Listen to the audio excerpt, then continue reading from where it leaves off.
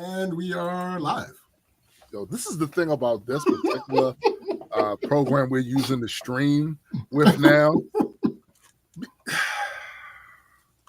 See, with StreamYard, boy, if you was going to be late, you was going to be late. Bo Flex, Sean P. What up, Biddy? What's going on, peoples? Like, you hit that button and you on air. Oh, yeah. It ain't no delay. It ain't none of that shit. You hit the button, bam. You in there like swimwear. Facts. It's early, so I'm gonna do the intro.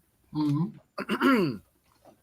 Welcome everyone to the Black Culture Geeks podcast. This is my man SPJ. And I am Tombstone's the Dead Man, and we are just a couple of geeks talking about pop culture from a black perspective.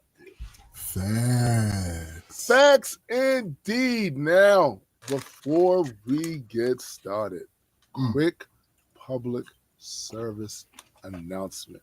Well, I don't know if I could call it that, but it's something. It's an announcement of some kind. The Black Culture Geeks is a service. That's true. It's posted publicly, and you're about to make an announcement. I mean, yeah, absolutely. This is to those of us that were heavily involved in the skeptic community since 2009. And I mean heavily involved as in we created content with the sole purpose of trying to help people become better critical thinkers and be more skeptical. Mm-hmm. This is for this community. We failed. Listen. Listen. Listen.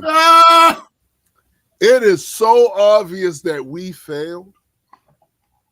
A lot of the feelings that people have been having over the last few weeks after that election, the weight of what has taken place is starting to hit a lot of people, even some of the people that voted the other way, right? Starting to really, and what I have seen is that we did not succeed in making people care about facts. We did not succeed in making people think about how they assess what is a fact or what is not a fact and how they value both. You know why? Because this society now operates off vibes. It's the vibe. We're in the vibe era. Not facts, not data, vibes. You're so right. I'm just saying, bro, I watched a video the other day with the dude, Destiny, talking to this centrist. Oh, you should hear the reasoning that was coming out of the centrists. And it ain't just him. I saw other people who have degrees and are professional in things like journalism and shit like that. Talking about vibes, essentially. Okay, so one person says this, the other person says this. Check this one. Bunch of misrepresentations and lies in this. There's a couple of misrepresentations in here, but for the most part, it's fairly truthful. I like his vibe better or her vibe better. So it's vibes. It's vibes. I've even seen it in other things not so drastic as politics. I've seen the shit in the niche culture of battle rap where they have these controversies happening. And the motherfucker will literally show receipts for a while what that other motherfucker said was completely lies. I'm not even talking about in the battles. I'm literally talking about some shit going on now between the fucking media and battle rap beefing back and forth because one motherfucker left the group he was in and started doing this. And then the other motherfucker had to come up and correct that and smoked his ass. Just smoked him with receipts. A worker. You're a worker. You don't know nothing about you smoked him. And what you don't own shit over here. You don't own nothing. And you called yourself an independent contractor. You must have looked that up. Must have looked that shit up. But then you want the keys to the YouTube, that whole thing, right? The motherfucker literally showing, because the guy that left claiming they're not a real business like that. They don't have LLCs. They don't have trademarks. They don't have none of that. Motherfucker got on his channel and showed the LLC paper. Of course, yeah. All that other shit. And I still see people in the comments. The reason you didn't know any of that, because you're a worker. You're a worker, B. You know whose business license I never saw? None of the places I ever worked. I never saw their business license. I never saw a paper that said, "Oh, look, this is the shows that they're in business." Because I'm a worker. This entity has the right to operate in. Right. I ain't never seen that for the people that pay my check. You know why? Because you're a worker. Like I was a worker. The only paperwork I needed to see from them was W-2 forms, my paycheck. That's it. And tax forms at the end. Yeah. That's it. That's it. Yet I'm looking in the audience, in the comments, and I'm seeing people still regurgitating the shit. And it's only because maybe they like his vibe, the other guy's vibe more. Facts. We live in a time of vibes. Motherfuckers vibrating all over the place. Yeah. All over the place. Phrasing. Motherfuckers, from now on, the people that do that, I'm referring to y'all as vibrators. Listen. Okay. All right. Listen. All right. It's got to happen, right? Because this nigga. Y'all don't care about facts, stats, data, or dates. Y'all don't give a fuck about procedures. Y'all don't give a fuck about infrastructure. Y'all don't give a fuck about nothing but vibes. I happen to like the cut of his jib. That's it. Bruh. That's it. So a lot of the things that we invested time in, those of us that were in the skeptic community, making videos, doing commentary, writing think pieces, doing comedy, doing animation, a lot of that shit, all of that shit was for naught. We didn't change this society one fucking bit. If anything, it doubled down on the other way of doing shit. Now, I don't know what lessons we are to learn from that. I honestly don't. I'm being sincere. I don't know what lessons do we pick from that. But what I will say is the investment of time and energy, you can't get that back. And therefore, going forward, while I will always be a skeptic, just call me a fucking mutant. While all these other flat scans run around here vibing all over the place with their vibratory powers and shit. Okay. You know what I'm saying? All right. I will always look for the data and then make my conclusions based on how I interpret the data. Right. But that doesn't mean I'm going to waste my time. Correct. Trying to ostensibly convince a group of people who literally doubled down on dumb after being told and shown what the scientific method was, being shown what critical thinking was, what logical fallacies were, being shown the data, the dates, the numbers crunched, all of that. And their only response was, nuh-uh. Yeah. And some of these same people are now running behind the people that they said were the goofy ones, the dumb ones, right? And what I mean by that is, y'all know about Blue Sky. Yeah. Show y'all about that's the new rave. All the kids is running the Blue Sky. Well, I'm over on Blue Sky too. So is SPJ. And I like it over there. I do. I think it's cool. Now we'll wait to see how before it degenerates into some bullshit, because skeptic, right? But I like Blue Sky. right? We'll see. But some of the same people who love to troll and talk shit and all of this over on that other platform, as soon as the people they claim are the ones making the country bad and all this other stuff, and y'all supporting kids having their gender swapped while in school, all of that No, not just while in high school, going to school one day and coming back with home, their gender's cut off, right?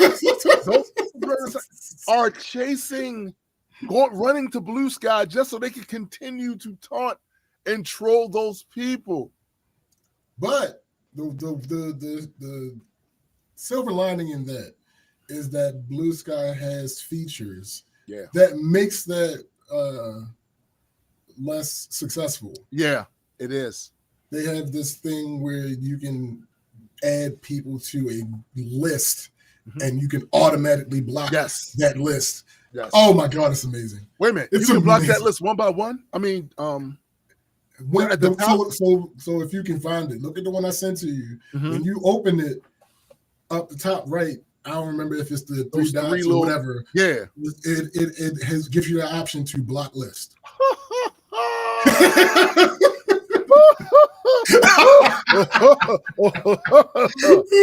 Listen. You guys are stalkers.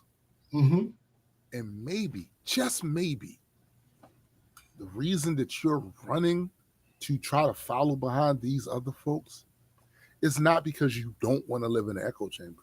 It's because your fellow troll and miserable, bad intentioned person is horrible to be around. Because when it's just all of y'all together on there, it has to be fucked up. Bunch of miserable motherfuckers in one spot making each other miserable. No, you need a target. Y'all need a mutual enemy in order for y'all to feel like y'all part of something. That's the only reason I can see why you would go over there. Blue Sky don't even have all the features yet that X has. Correct. Why would you leave now? Why? You're chasing behind the people who you've been beefing with for like years now on that site. And that's weird. So when I see some of them say shit like women don't want to date them, nigga, that's why. You got big stalker energy. You do. You got big stalker energy. You should be happy. Y'all won. The society's yours. The empire is yours. Have at it. And don't be mad because some other motherfuckers say, okay, let the baby have their bottle. All right, cool. It's yours. That's what they want. We'll deal with it somehow. So will you. All right, so it's called they're called moderation lists. And if you go to one, oh shit. I don't know if you can. Oh yeah. You can go ahead and you see where it says unblock on the top, right? That usually says block. Right. And you can hit block on that and all the motherfuckers just out here. It's perfect. Oh yeah, looks. I just got a message from Cindy, right? Laugh out loud reminder, I only show up in live chat. No, you're in there. We're in there. I didn't get back to the chat yet. Damn. So Sean P, yes, there is an issue. I'm working on it. That'll be fixed relatively soon. And again, an official good morning, Cindy. Yeah, officially good morning. Yeah, no, when I started the stream, I saw it was on top chat. I'm like, no, let me switch that. Yeah, I don't know why it starts at top chat though. That's just ridiculous, bro. It's just stupid. The fuck? It's absolutely stupid. But yeah, we lost. Yeah. People don't want to be skeptical. No. They don't want to be critical thinkers. No. They like vibes. Critical thinking is hard. It's hard. It's hard, and also it requires work because it's not something that you. Oh, I learned how to do one time, and then it's on automatic. You have to do it each time, like, and that must be strenuous It's a heavy load to bear for most people. So it turns out we're the weirdos. Yeah, no facts. We're the weirdos, and I'm good with that. Oh, facts. Because I gotta live with me. I'm fine with it. I'm fine with like I have to live with me and live with knowing that I did some shit off some vibes instead of off of some facts. I can't. Me personally, I can't do that. So, y'all have at it. Hope it's delicious. Fills your belly up. Fills your pockets up. Makes your mortgage come down. Cost of eggs go down. Nigga. Do it. Have it. Have all of it. Every fucking bit. Because I'm going to have to eat it too, as long as I'm here. Facts. But it won't taste quite as bad knowing that you have to eat it too. And you thought it would be something different than what it is. Like, I knew this was going to be a shit sandwich, right? You thought it was going to be pastrami. Then you bit it. This is shit. Yep. It's shit. It's shit. Mm-hmm. Yeah. I was back in the kitchen. I saw what they were doing. I saw what he was doing. It's shit. Welcome to E. coli land. But yeah, that's just the announcement. To tell my fellow skeptics that were doing content. I'm not talking about the people that were watching the content, learning from it, blah, blah, blah, because you won.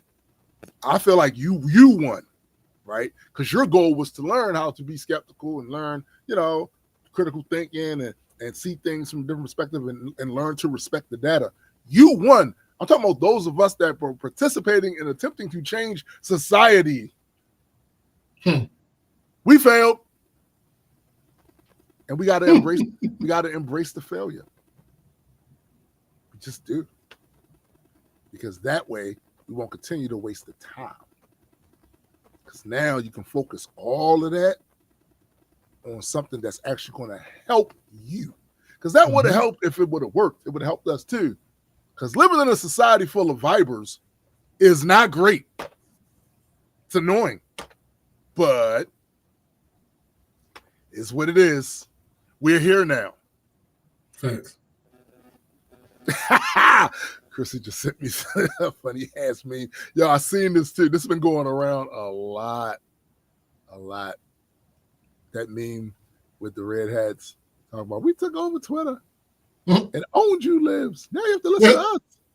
And Libs went over to Blue Sky, gave it a thumbs up real fast, turned around, talked to each other, laughing, smiling and shit. Man, it is what it is. Y'all should be happy. No way y'all should be coming over to Blue Sky. For what? You got it. Your man, y'all, I ain't gonna say he's your king. We know who y'all king is. He's your archduke or whatever. Prince, even. Adopted prince. He bought it. The Bizarro version of Iron Man, he bought it. So y'all got it. Enjoy. You ain't gonna get that sort of engagement over in the other place. Not with them block features. Like, B. That's a waste of time. A waste of time. Fucking with that. Unless something happens where Elon, I'm gonna buy this thing. Well, so it's actually open source. So even if somebody bought the name, I didn't know it was open source. Another one could just pop up. I did not know this was open source. That's crazy. Yeah. Jack helped create this. So yeah. Shit. After he left Twitter. Actually, was it before he left? I don't remember which one it was, but yeah, he helped. He is a part of the creation of Blue Sky. That's pretty crazy. Yeah. That's pretty crazy, I must say. Wow. Discord says, hold on, let me go up a little bit more. Other Demon said, I hate that, and I have no idea why they blocked me in top. I've Googled and can't find a fix so far. No idea. Bowflex says you have to do it each time. Yeah. Discourse says, you mean astrology doesn't tell us the facts? Or religion? You can, Sean P says, you too can live a life free of delusions. Funny. Let's see. Discourse said, I still think that seasteading and forming a floating nation is the way to go. High entry criteria, can't have any delusional. Yeah, good luck with that. Yeah. All of us have something that's delusional. It's human. It's human. Also, finding an island, I don't think we need to find one. No, look, I'm gonna tell you what I've been saying for the last couple of years. Just find some place that fit what you about. That's all. They out there. I used to think like a lot of people. And look, especially in my community, I'm gonna keep it 100 with you. In my community, there is this, and you would think it wouldn't be like that for us, given our particular history over here, right? In our community, it's like you get this sentiment a lot. I just wish it was someplace else to go. There's a bunch of other places to go. You just got to pick the one that fits closest to what you can handle financially or societal structure, or both. Probably need both. But there's a ton of places to go. We a lot of people in my community. Imagine a man in a box, in this damp, stinky, mildewy box, and when it rains, it has holes and shit in the box. They get wet and it's miserable. And he says, "Shit, I wish I could leave this box, but there ain't no place else to go." But then you pan outside of that box, and it's this beautiful tropical environment, these cities, all this other stuff going on, people living their life, running around with balloons and shit and flying kites and eating lollipops and all this other shit. And he don't know it because he's stuck in this fucking box thinking this is all that there is. It's not all that there is.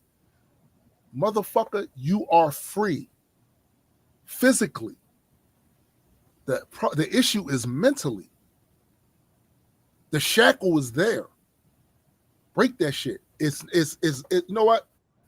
It's kind of like when I was a kid, because I come from Broketown, USA. We ain't had no motherfucking money to go on no elaborate vacations during the summer. So during the summer, we was around the block. For us, summer vacation was I had to go to school. So I'm hanging out around the block. Might go downtown a couple times. You know what I'm saying? Like, if we're lucky, you go to, back then, Wild World, right? It turned to Six Flags, but Wild World, may do some shit like that. But you go to school after the end of the summer, and some of your more affluent classmates start talking what they did for the summer. Oh, we went on a ski trip, and we did this, and we went to Disney World, and we did it. And you sitting there going, damn. I mean, we played football a couple times. You know what I'm saying? Broke open a fire hydrant. You know what I'm saying? Like, because they ain't had the resources. We ain't had the resources to do a lot of that shit. So our world was very small. Right? It kind of reminded me of that. That's why something James said, when James always talk about traveling and shit. That's literally part of it. Like going and leaving and seeing how other people live in other places, and to be able to have a contrast to determine. Now you might, depending on the person, you might say, after doing that traveling, I like it better here. All right. But at least you went out to see what's out there, right? It's a person like me, I went out there and I liked everything I saw better than this. I ain't gonna hold you. Like, even the stuff that was inconvenient, like, I can live with it. I can live with it. You know what I'm saying?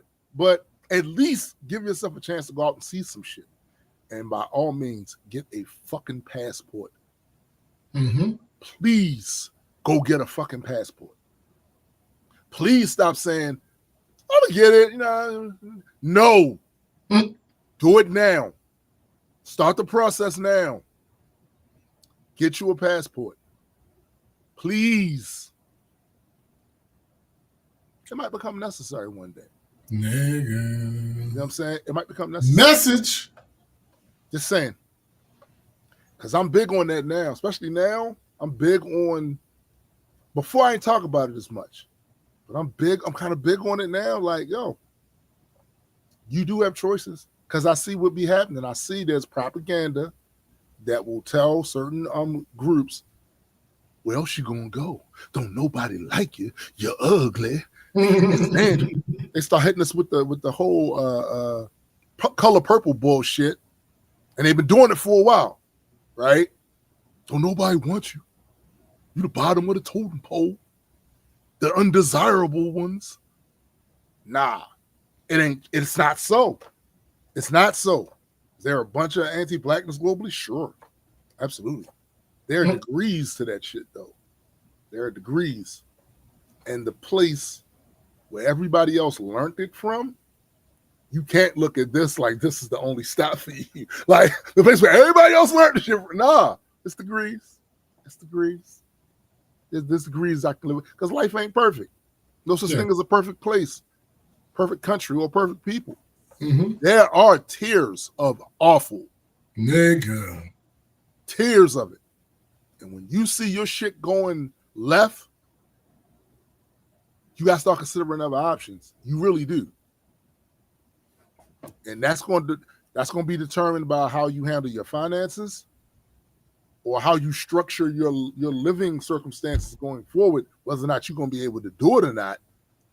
But you should at least be looking into that shit. That's all I'm saying. If you're unhappy with the way things are, if you're constantly complaining, like I had a post I just put on Blue Sky about I'm done navigating hostile waters while remaining in hostile waters. Thanks. Oh shit, shit's fucked up, but we'll get past it. To do what? You staying right here where the hostility is. You're gonna keep getting this. Just saying.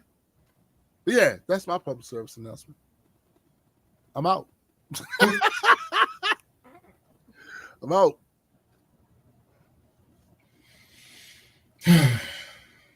Did they? Sean P says Six Flags just bought Cedar Point. Interesting. Wow. I would have thought that they were a failing company. Me too. That's crazy. Yo, Disco said, forming such a nation on the open ocean with the notion of launching into orbit and forming a sustainable solution.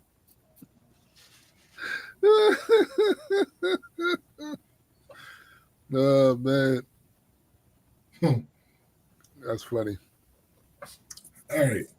So,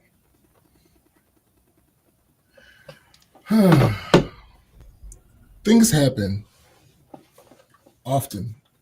And seeing as the year is winding down. The year is winding down, isn't it? And there are a couple topics, there are a few topics that for varying reasons continue to be topics of conversation on the show, even tangentially, like even if it's not what the original topic was, it's still related to one of the it's grandfathered in effectively, right? And shit, as crazy as this year has been, yeah.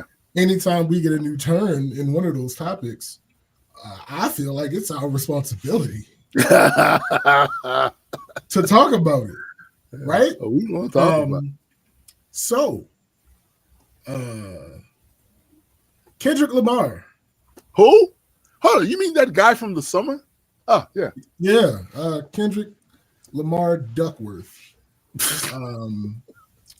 Cardwell. AKA Kung Fu Kenny.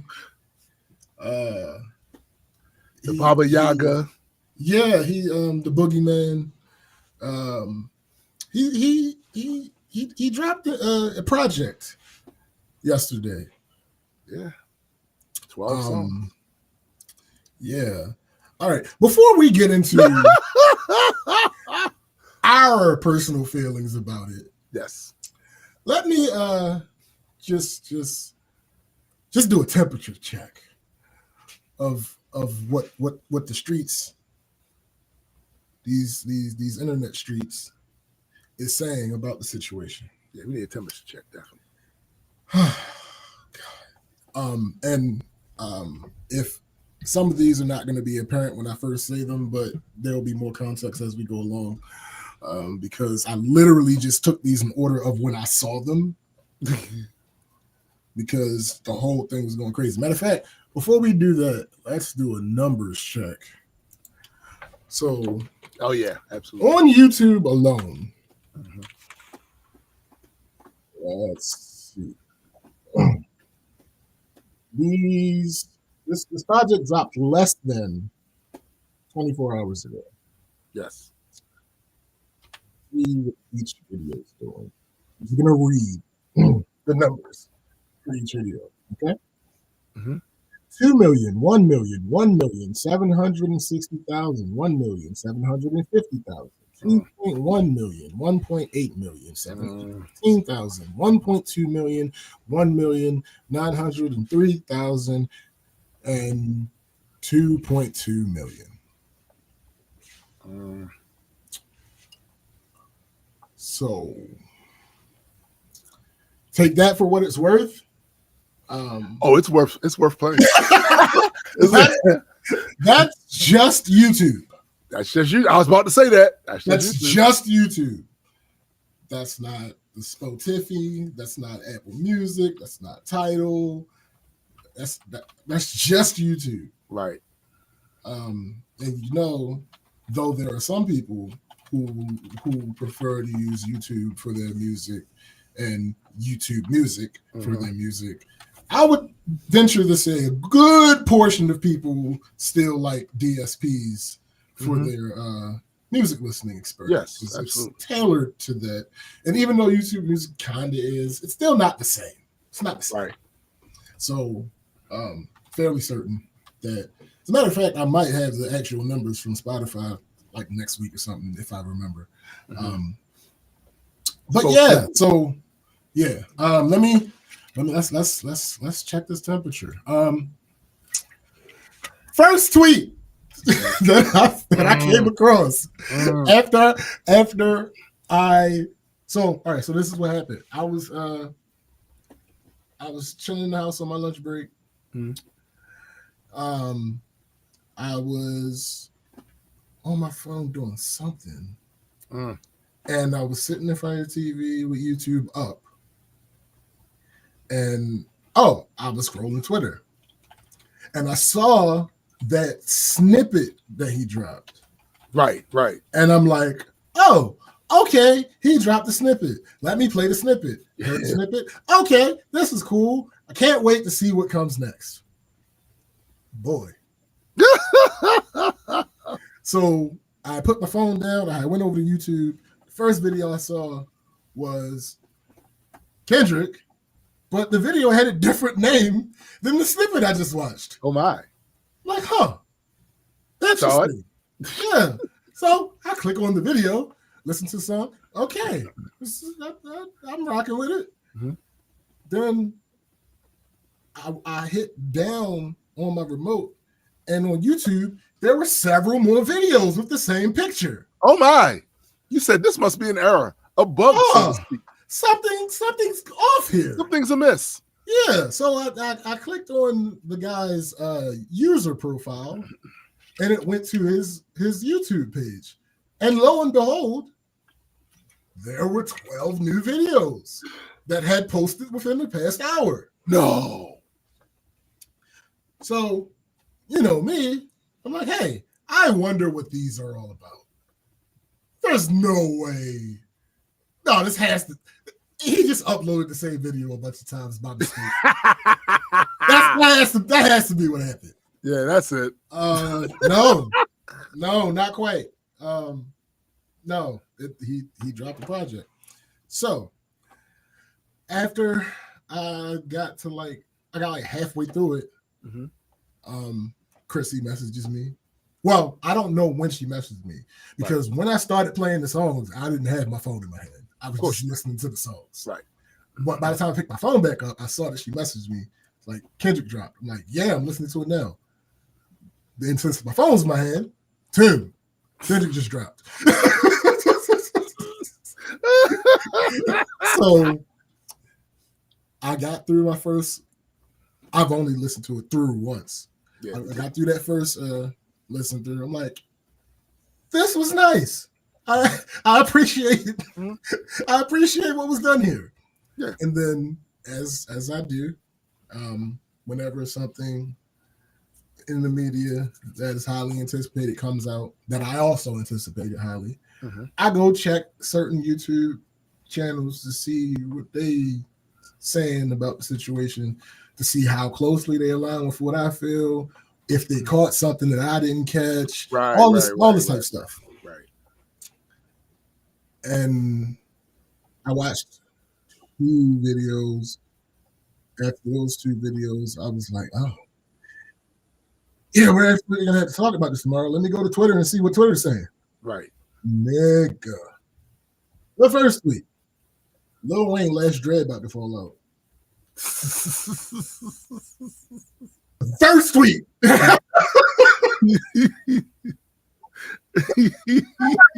No. This is going to be a time. Okay. Next tweet. Arsenal the Rebel. Nobody fucking with Kendrick. Nobody. And I said so. This guy ain't human. Next tweet. I thoroughly enjoy shaking ass to Kendrick Lamar. I like this era he in. I'm so sorry. Hold on. I'm glad you said that part about the era, because this is a different era for Kendrick. Music. My position is none of the stuff on it. This is more of the Not Like Us era. Yes. Style of Kendrick. This is not like his older stuff at all. No. Yeah, it's very stylistically this recent wave that he's on. How did you know, Discord? How did you know? Because you know me. Are you prompting right now? Next tweet. This is literally a mentally ill nigga who can really rap. I mean, somebody called him an Arkham Asylum patient that can really rap. DJ Mustard dropped a tweet saying the two songs they produced, Hey Now and TV Off. Somebody posted this, and listen, my guy, such grand statements I usually try to shy away from. Me too. But he says, Kendrick Lamar with the greatest run of 5 tweets in the history of Twitter. And the run is Euphoria drop, Meet the Grams drop. That's funny. Not Like Us drop. It's funny. Super Bowl announcement, and then this album. Listen. That's funny. It's funny. I don't know that there is a greater 5-tweet stretch that exists. From one person. Especially that is not the same thing and an elaboration of that thing. Right. No, right. He might have this one. All right, next one. Man, shout out to Kendrick for popping back out right after Metro and Future tried to downplay everything. Yeah, Future dumbass. What are you talking about? I don't know what he's going on about, bro. I really don't. But I rarely do. I didn't source this, but I know Future is just dumb enough to say some shit like this. So I just took it for face value. Apparently, he did an interview and he thought Kendrick was dissing him. Yeah, he was talking about the big 3. No, nigga, you ain't part of no goddamn big three. Hold on, stop. So you know what? Actually, you know, I don't know what the fuck Future was talking about, because I thought he was talking about me. Like, come on, bro. Like, come on, bro. I mean, Lamar Landon is close. Yeah, you know what I'm saying? Like, damn. What the fuck are you talking about? I don't know what he's talking about. If you thought that he was dissing you, maybe you didn't have final listen before the album went out. All right. So if Metro thought he was talking about you, why do you think Metro will release the song? Well, to be fair to Future, he caught the vibe that's what he was talking about. You know, it's all about vibes now. Oh, all right. Next person says, whoever put Kendrick and Mustard back in the same room again, thank you. Next person says, if GNX is a mixtape for us to shut up and Kendrick really does follow up with another project, then I'm living my best life. Now, I actually feel that way too. I do think that that's what the case is, and I want to read this community post from my cousin FD Signifier. No, your uncle. I'll take it. He says, now, I often disagree with this nigga hip hop takes. Me too. Often. But he is a really good analyst of things in general. Social issues. He literally has like a degree. That's because see, over here, you got to say this. He's over here on this show, we don't just go off vibes. No, we respect expertise. Yes, this man is lettered. He has the expertise. He has a degree in the social issues, and okay. And then when you add on top of that his lived experience of being a black man and all of the work that he's done and all, so as many times as I disagree with him, he's still gonna get. He's gonna get deference. He's gonna get some deference. Absolutely, you know absolutely. Yeah. So about this, he said, "All right, to me, it's clear this is actually a mixtape or an EP. From one, many have noticed that the announcement video is for a song that is not on the record. Also, Not Like Us is not on the record. There's also just the overall lack of high concept stuff that is to be expected from Kendrick that is previewed in that missing song from the video. The video also features 2 GNX cars. Man at the Garden is a clear reference to One Mic. Reincarnated is an ode to Pac. GNX supposedly was done just a few days ago, which kind of makes sense because there are a lot of recent things that he addressed on the project. Gloria is low-key the same melody as Daddy Issues. Turn the TV Off is low-key and Not Like Us remix. Not saying any of this is bad. It's actually all excellent, to be honest, which is bananas. But this is giving more Untitled Unmastered, my personal favorite Kendrick project, than the true album. It's a flex to drop some heat prepping for the Super Bowl and establish that we're living in a different era. Post-Super Bowl is probably when we'll get the real album. I actually feel like this is plausible. I do too. This makes sense to me, just given what I know about the artist in question. But there is one way where we could be completely wrong. Mm-hmm. If this is just the new era of how he's doing things. Oh, facts. All facts. But I do agree. I do agree with his take, though. That is what it seems like. Yeah. Based on history. Yeah. All right. Next person. Kendrick said, "Fuck all you washed up niggas." He did. He almost verbatim said that. Yeah, it was a thing on the first song of the project. Yeah. Oh, and by the way, that is why I keep calling it a project and not an album, because I subscribe to that idea that me too. This is an EP. I wouldn't necessarily call it a mixtape, but I would say EP. But it's an EP based on newer definitions of EPs because it has enough songs on there. Yeah, to be an album. Yeah. 12 songs. Because for those who don't know, EP versus LP. What's the LP? The LP is the album. No, but the actual acronym. The length of the project, and I believe the amount of songs determines. Yeah. Right. And EP, even though it's confusing, stands for extended play, which so you would hear and think that that's supposed to be longer, but no, it's generally would be the cuts from the album. Right. But anyway, yeah. So actually, it could actually technically be just that. Like it could be the cuts from the album. Facts. That's what I was looking for. Long play. Yes. But yeah, it could just be the cuts from the album that is still forthcoming. But we don't know. We'll find out. We don't know. Let's see. Somebody else says Kendrick Lamar dropping an album after LeBron said he was staying off social media is going to be the ultimate test. The reason that tweet is relevant, is because let me see if I can go through this because I don't know how many of these are videos. It's funny enough, I literally just bookmarked this thread like the day before. It is a thread of LeBron James lying for literally no reason. That's what the fuck he does. It's the craziest thing in the world. He does that. All right, so it's videos, so I can't do all of them. Right. So basically, the ones I have context for, I'll explain. So the first one is, that's my favorite saying. So it was something about hard work. It was on the show, his HBO show, The Shop, and I forget who the guests were. and they were talking about hard work and blah blah blah blah blah. And LeBron was like, "That's my favorite saying." No, the fuck it's not. No, it's not. It's not. It's not. It's not what happened. It's not what happened. The next one, it was LeBron being interviewed about Kobe, and I think Kobe's last big game that he had in his retiring season, and he said basically, "I knew he was going to drop 70." No, the fuck you didn't, because that's not a thing people do. Like, what are you talking about? Why would you? Okay. Lying ass. This next one, he was being interviewed by some, I believe, British. Don't quote me on that, people. Where is Liverpool? In England.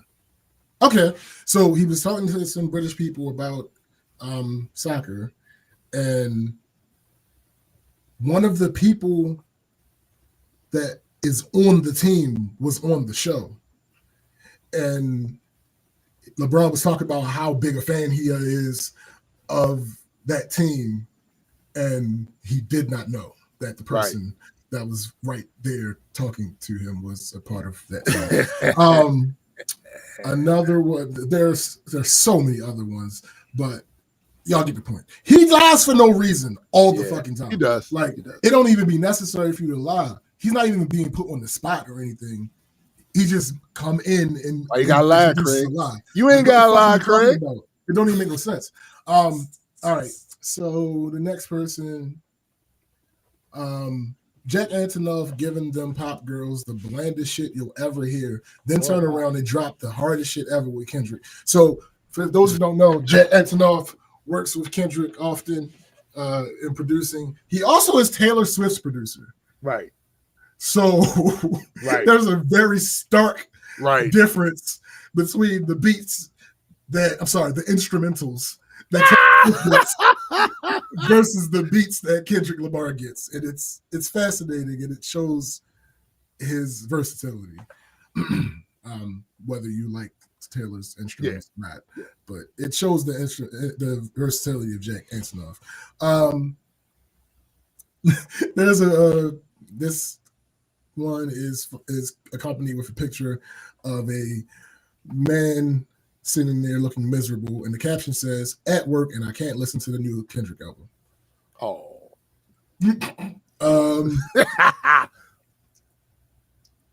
Next tweet, Dot said Drake was in his hood offering niggas Bitcoin for information. I for my ass off. Next one, Kendrick completely ignoring Drake's diss track and dropping the Heart Part 6 is always anyways is firing me. Now, that's another reason why I believe that this isn't the album, because this is the 6th installment in the Heart series, and none of those are on any of his official albums. They always come before an album. So the fact that he put the Heart Part 6 on this project makes me feel like an album is coming. Right. Now, again, it could, like we said earlier, it could just be some shit he's switching up. But history suggests, because every single, like, when the Heart Part 5 dropped, I was like, oh, we about to get a Kendrick album. Yeah. And then it turned out. And the thing about it is, if I'm not mistaken, the style of the Heart song is never the style that he's going with on the album. So it's a whole thing. So that's another reason that I feel like this might not be the album. But it is what it is, because the way streaming works, all that shit counts. So we'll see what it ends up being. Somebody said the employees at Genius right now, and there's a picture of GTA San Andreas with the caption saying, "Oh shit, here we go again." Somebody else said this nigga just dropped an evil hyphy album. Facts. Somebody else says this nigga Kendrick just wrote a song from the perspective of God and Satan having a conversation. Damn. Another person, so Jack Antonoff just be giving Taylor his shitty beats, huh? Because this Kendrick instrumentals are insane. And here, let's get to this. One of the songs, first song, Kendrick says, "I used to bump the Carter 3. I held my Rollie chain proud. Irony, I think my hard work let Lil Wayne down. So somebody quote tweeted this and said, I'm glad he addressed this because Wayne was such a crybaby for reacting the way he did, and it's embarrassing. More on that later. Yeah. We're going to talk about it. Kendrick saw niggas say, how you rap of the year with no album, and he decided to lock in. Somebody else just simply said, now shut y'all bitch asses up. I get it. No, I'm here for it. Another quote from one of the songs. I did it with integrity and niggas still try to hate on me. Just wait and see. More blood will be spilling. It's just paint to me. Another person, Reincarnated, captures the essence of Pac in a way that AI bullshit couldn't. Facts. Yeah. All facts. Yeah. Next person, rap substance is what I gave a fuck about. Y'all can have the other shit. Facts. Somebody said, Kendrick, please, I'm in Target.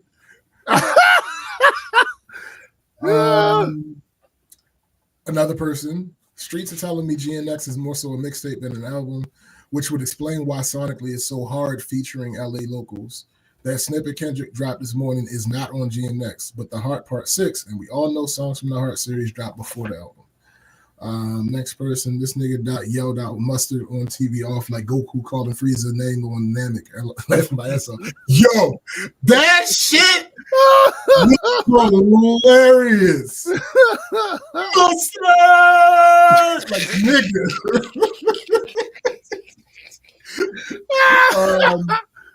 Yo, this shit is hilarious. Obviously trolling.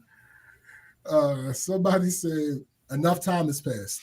And there's a picture of the album cover for this project. And then there's a greater than sign. Right. And then all of Drake's albums on the other side. I ain't saying it's what the picture said. It's what Drake obviously.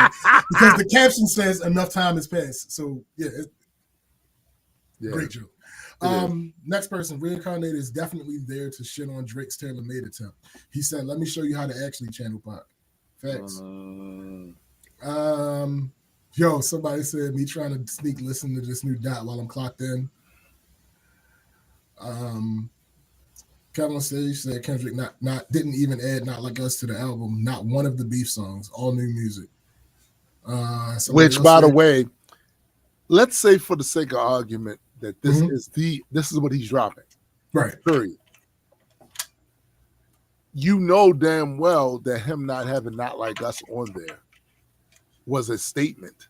Oh, yeah. Because y'all keep running around. They say Kung Fu Kenny see everything. That's what they say. Facts. That's the legend. That's the myth that he sees everything. So he saw you goofies out here saying, he only came up because he dissed Drake. As if this man ain't been in the game for 20 fucking years and made all this money and sold all these records. Right. All right. Okay. Yeah. So if he put this out without that, and it still does what it's looking like, it's still doing numbers. More than 20, less than 24 hours is millions basically on half of the damn album. Yeah, and we haven't even looked at Spotify yet. No. Or iTunes. No. So, yeah. It's getting spooky. Consequence. I don't know if it's the consequence or not, but they got a blue check. I don't know. Probably not, because that nigga probably anyway. And blue checks don't mean shit. Yeah. So basically, fun fact: Kendrick Lamar and Father John Misty have dropped albums on the same day for over a decade. Right. Somebody says, I can't see what the first person says, but Father John Misty says, "Not now." I'm furiously scribbling my seeming response to Kendrick. And somebody says, "I'm so sorry that you happened to drop on the worst possible day to drop a new album." Father John Misty says, "It's okay. Only other times this happened was 2012, 2015, 2017, and 2022. That's wild. It is wild. How in the fuck do y'all happen to drop an album on the same day every fucking time Kendrick drops an album? Yo, didn't John F. Kennedy get shot on November 22nd? Hold up. Oh, shit. Nah, yo. Hold on. I'm about to find out.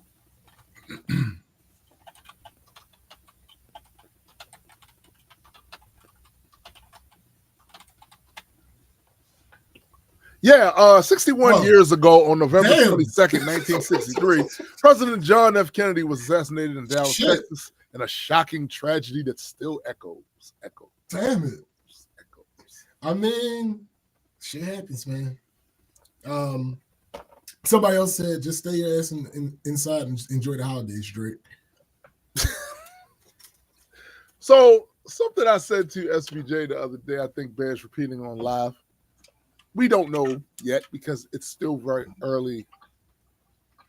But if this continues to do crazy numbers on all platforms, it literally puts a nail in the coffin in the idea that this didn't hurt Drake. Because it's not as if Drake hadn't dropped music since Beef. He has. And they have all been duds. Yeah. Duds. What up, GA? What up? The next person says Kendrick the only motherfucker to tease an album with a snippet and then release the album 10 minutes later without the tease snippet. That's the crazy thing, because I'm like I said, the first thing I saw was the snippet. So I'm like, okay, we got music coming, cool. And then not even 5 minutes later, because I was late on the snippet. Right. Not even 5 minutes later, I saw the first song. And I'm like, what the fuck is happening? Bro, yeah, GA, we was just talking about that. Before you came over, we was just talking about that. We think this is just a feint. Yeah. Facts. Next person says, I'm going to be at Thanksgiving dinner arguing and gesturing with turkey leg over this album. Yo, this nigga's dumb. Matthew Cherry says, if I'm mustard, that's my new producer tag. Only problem with that is it would be annoying as fuck to be on every song. It would. But I wouldn't be mad if he did it. I would understand why he did it. Yeah, I would understand completely. It would be annoying, but fuck it. I would understand. Reason says, dot drop. Now I got to pour a cup of tequila at 9 a.m. shaking my head. Oh, shit. Somebody says, like the monkey mouth motherfuckers better not sit on the stone again. So the thing that she's quoting, so she's quoting, funny enough, there's a GIF of a video, a Kendrick video, and the caption, the person is asking Kendrick fans, how y'all feeling? Her response was, like the monkey mouth motherfuckers better not sit on the stone again. That is a line from the song that the video is, King Kunta. So it's all connected. Look how I come around now. Next person says, is it me or does this Kendrick album slap? I mean, it's a slapper. Next person, Kendrick is the big boss in the portal that Cat Williams opened. Yo. Facts. Yo. Facts. Next Hold person. on. Are we saying that he was the herald of Kenny? Mm-hmm. That Cat Williams was the herald. Kenny's like Galactus. Facts. And Cat was the Silver Surfer. Is that what I'm saying? Absolutely. Wow. Absolutely. Wow. It is speculated that Kendrick Lamar again will release a second album in the near future after the snippet he teased earlier was not on GNX. Vince Staples quoted, simply posted, cut Granny off today. So basically on one of the songs, Kendrick was like talking about differences. He said, I cut my grandmother off if we feel different. I'm like, damn. I mean, kind of me. Kind of me. I kind of feel you. I kind of feel you. Somebody else said, this is the most California sounding album in his. No, that's literally what that's GA facts. just said. Big That's West Coast facts. slapper. Absolutely. Yep. Somebody else said, about to buy every Kendrick project on vinyl. My kids will know true artistry. Okay, you can still get it digital. You get it digitally. You don't have to go through the trouble and expense of getting vinyl and having an operable record player. It's not really. A lot of these vinyl companies are scamming. Yeah, because they don't do it the same way they used to do it because they want to cut corners because it costs too much to do it the other way. Get a return. Yeah. But I get the point. I get the point you're making. I understand. Next person, J. Cole. My friends went to war. I walked away with all that blood on me. Kendrick, more blood will be spilling than just painted me. I mean, listen. It's hard to argue with facts. Okay, so now we have to segue a bit to this other thing here, right? So what we have learned, is that when the battle's on, when you have engaged, you must remain engaged until you are knocked the fuck out, or you knock the other motherfucker out. Because when you engage and then all of a sudden put your gloves down, it could be dangerous for you. So all these people who I saw running around here having all the justifications in the world, all without acknowledging he threw a punch. I need you to understand that putting your hands down don't mean you still not gonna get hit. Facts. The reality is, especially if after you put your gloves down and nigga stops swinging at you, and then you say something after the fight is over. You throw a little, I would have won, but I'd have lost my friends. All right, yo. See? That's that shit right there. Right. That's that shit. GA said, Cole not catching strays, them straight up shots. I mean, facts. I mean, shut your bitch ass up. Yo, in this context. Stop. In this context, we don't want you to shut up forever, nigga. You can But what we're saying is, when it comes to this, we don't want to hear from you no more. No. To paraphrase Kung Fu Kenny, we don't want to hear you say battle no more. You don't.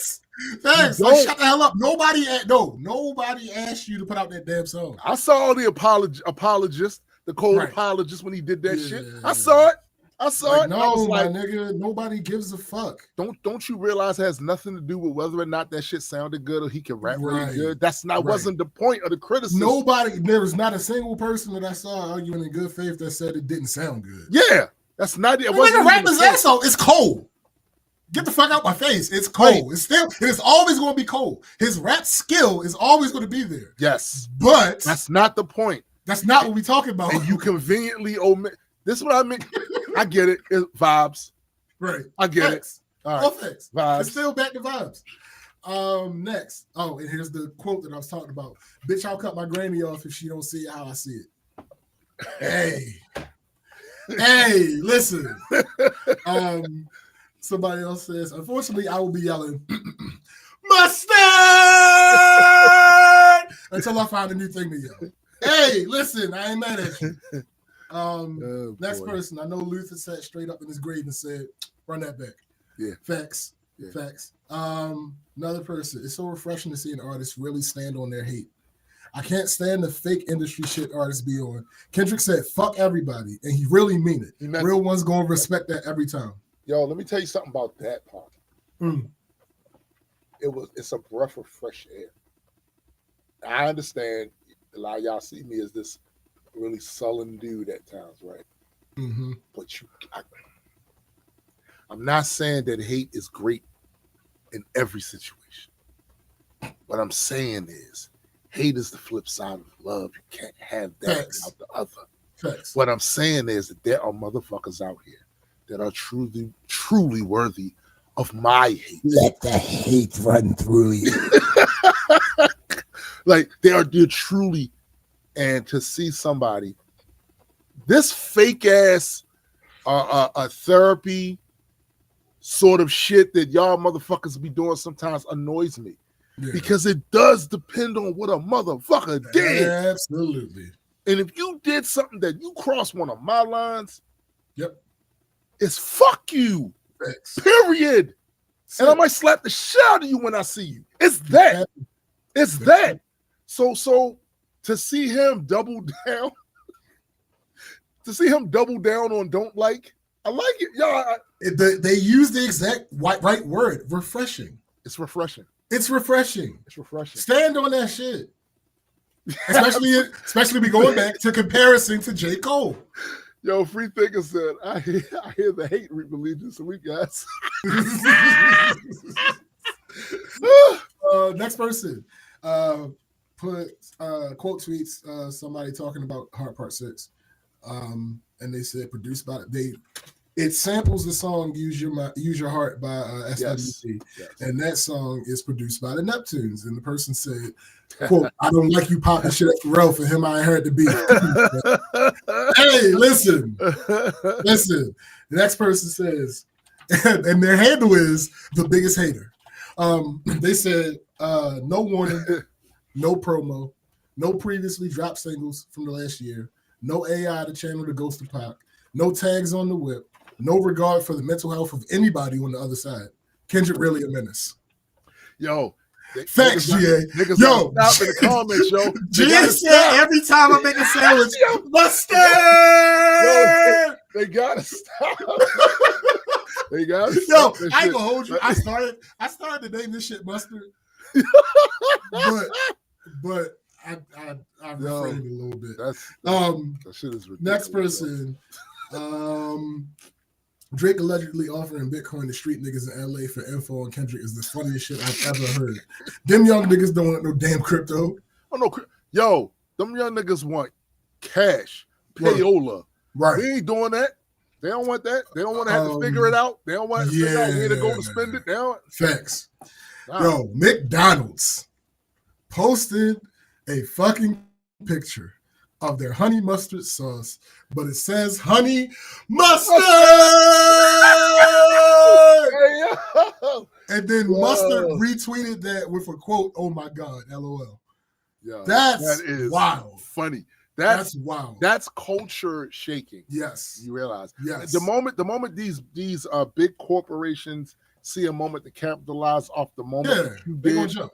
Yeah, that's culture. Pop that means culture you've affected defining. something. Yeah. Like, yes, I'm glad you said that specifically. Pop culture defining, because it's going to be people that see that and latch onto it immediately. Exactly. Where is this from? Why is this from? Right. And then research it and then find the song, and that makes the song bigger. All that.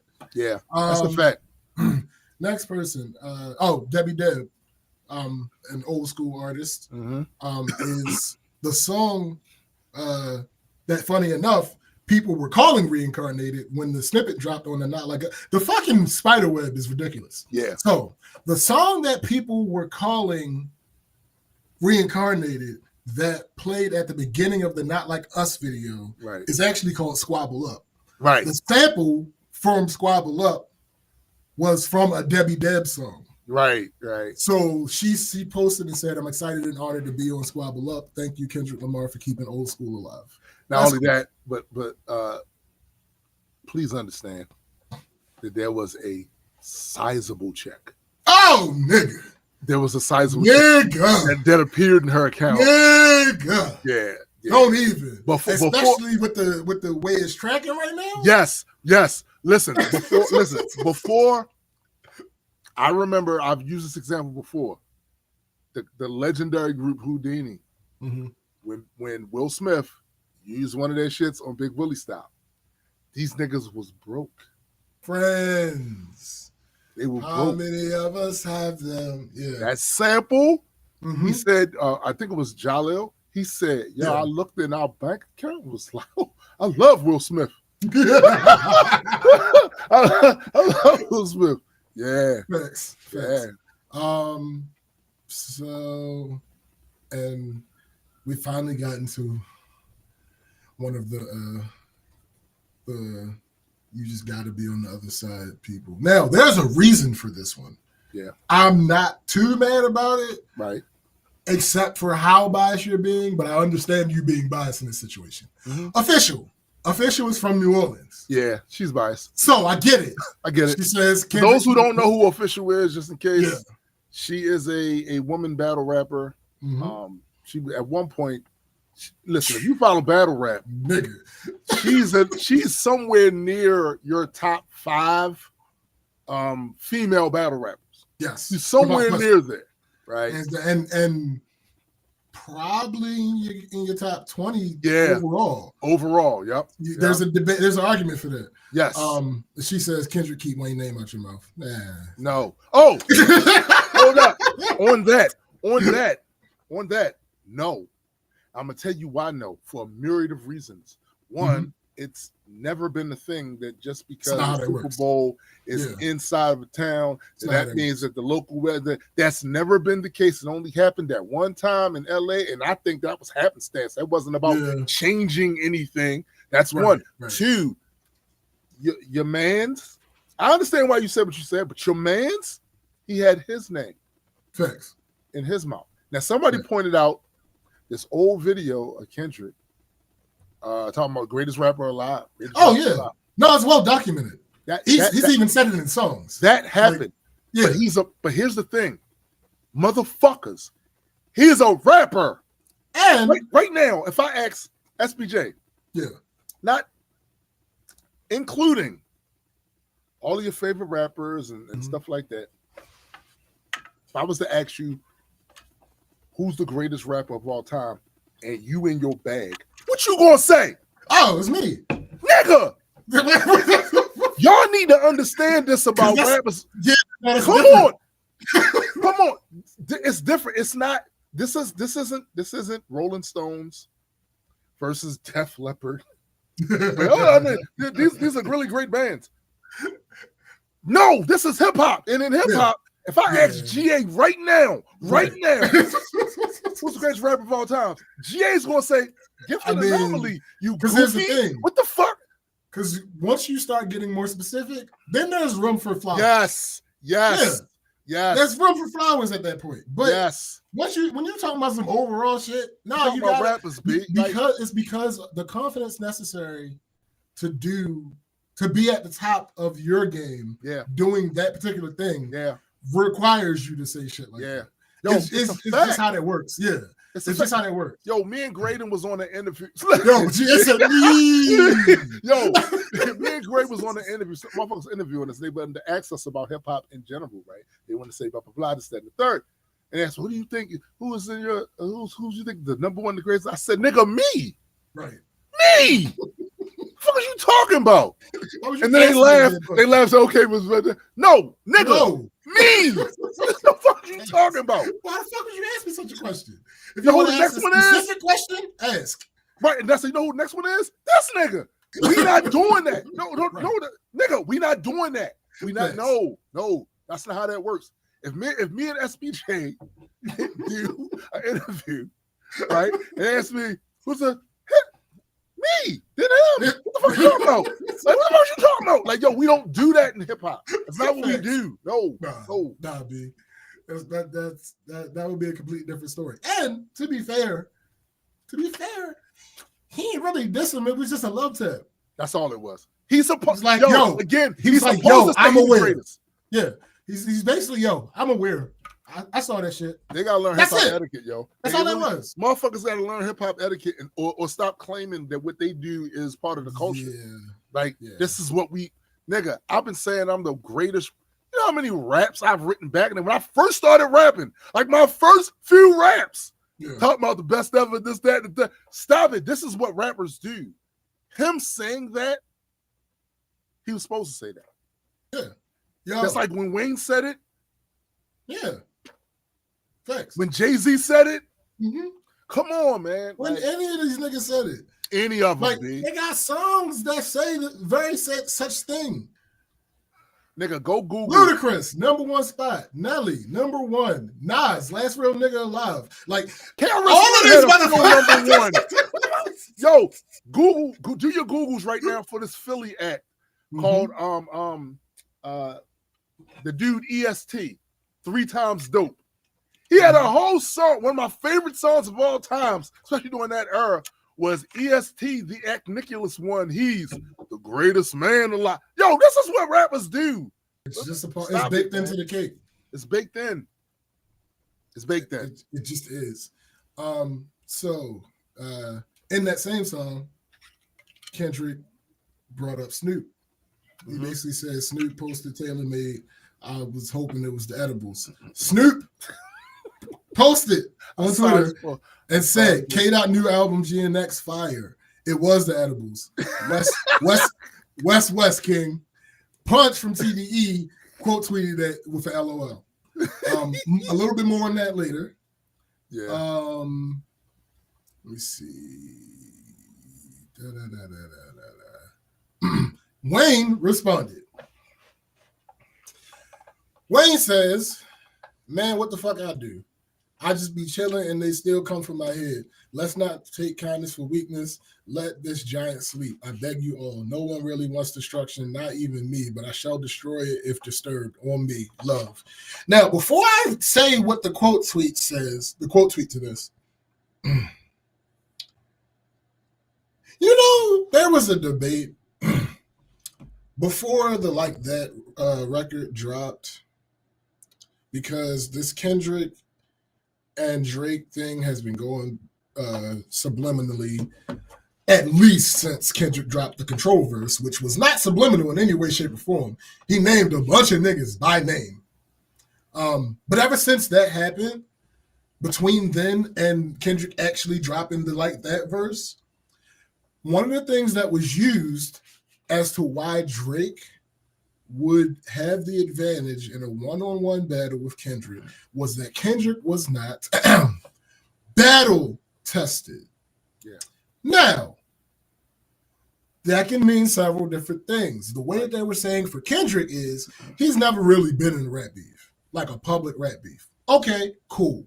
That is true. That don't mean he couldn't. Yeah. That just means it hadn't happened yet. And so because it hadn't happened yet, but because it hadn't happened yet, I would concede that point. Because at that point, it had not happened, and we had seen Drake demolish Meek. Yeah. He did the smart thing with Button. Yeah. And he lost the poster. Yeah. But he was fighting. Yeah. He fought this time. Right. He fought this time. Now, another way that you can use the phrase battle tested is if people like to use that with not overall, but just on wax. People like to use that with Eminem. Yes. Why do people like to use that with Eminem? It's because Eminem, pretty much every battle, save for Ja Rule and a little tiny bit for Benzino, every person that he's dissed on the record, but Cannabis didn't really. No, you know what? He counts. Doesn't matter. Cannabis, Ja Rule, and Benzino. He count. And he was beefing with Cypress Hill at one point. Yeah, he was. So and Everlast. I don't know, yo. Yeah. I know Everlast went on his guitar. I don't know. Whitey Ford went on his guitar shit. Yes, he did. But I'm just saying. That was an error. He was part of the syndicate. IC syndicate. So I will say. Fine, if I start singing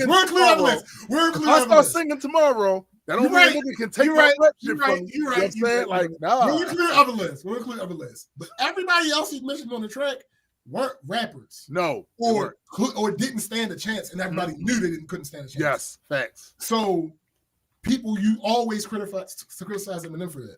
Like, even with the Everlast thing, it was after Everlast stopped rapping. That's true. So it's like, even with the Cannabis thing, as greatly talented as Cannabis is, it was after Cannabis was already a quote unquote nobody, relegated his fall from fame. Mm-hmm. So, like, M gets that charge, and parts of it are true. Wayne has beefed with the Clips indirectly, and in one of those songs, he said something about your head so far up your butt, I want to headbutt you, or some dumb shit like that. He's beefed with Cash Money niggas, which ended in him making a song called I Miss My Dogs, where he basically apologized to all them niggas on wax. You aren't really battle tested, my nigga. You got a bunch of mixtape bars. You got a bunch of features. You are the most, probably still the most prolific rap artist of all time. You ain't really battle tested like that. Also, we have no reason to believe that you're going to destroy Kendrick in a rap. Who have you destroyed before? Here's the thing, right? Here's the thing about that, though. We can't act like hip-hop precedent don't exist. Right. These are literally the same words they said about Nas before Ether. Facts. I remember having these conversations with niggas, and I remember telling niggas, "Yo, let me ask you a question: Can Nas rap?" Yeah, Nas can rap. All right, so he has a puncher's chance, my guy. He has a puncher's chance if you can rap. And by the way, Nas rap on a spectacular level. Not just he can put. No, he wasn't just an okay rapper. No. Right, he was a spectacular rapper. So he has a puncher's chance if he starts weaponizing his music to that with that level of talent and skill. Are we saying that it's not possible? He can't get a bing, bing, bing, bing, bing. Like what? What are we talking about? But the problem with that argument, even more with Kendrick, is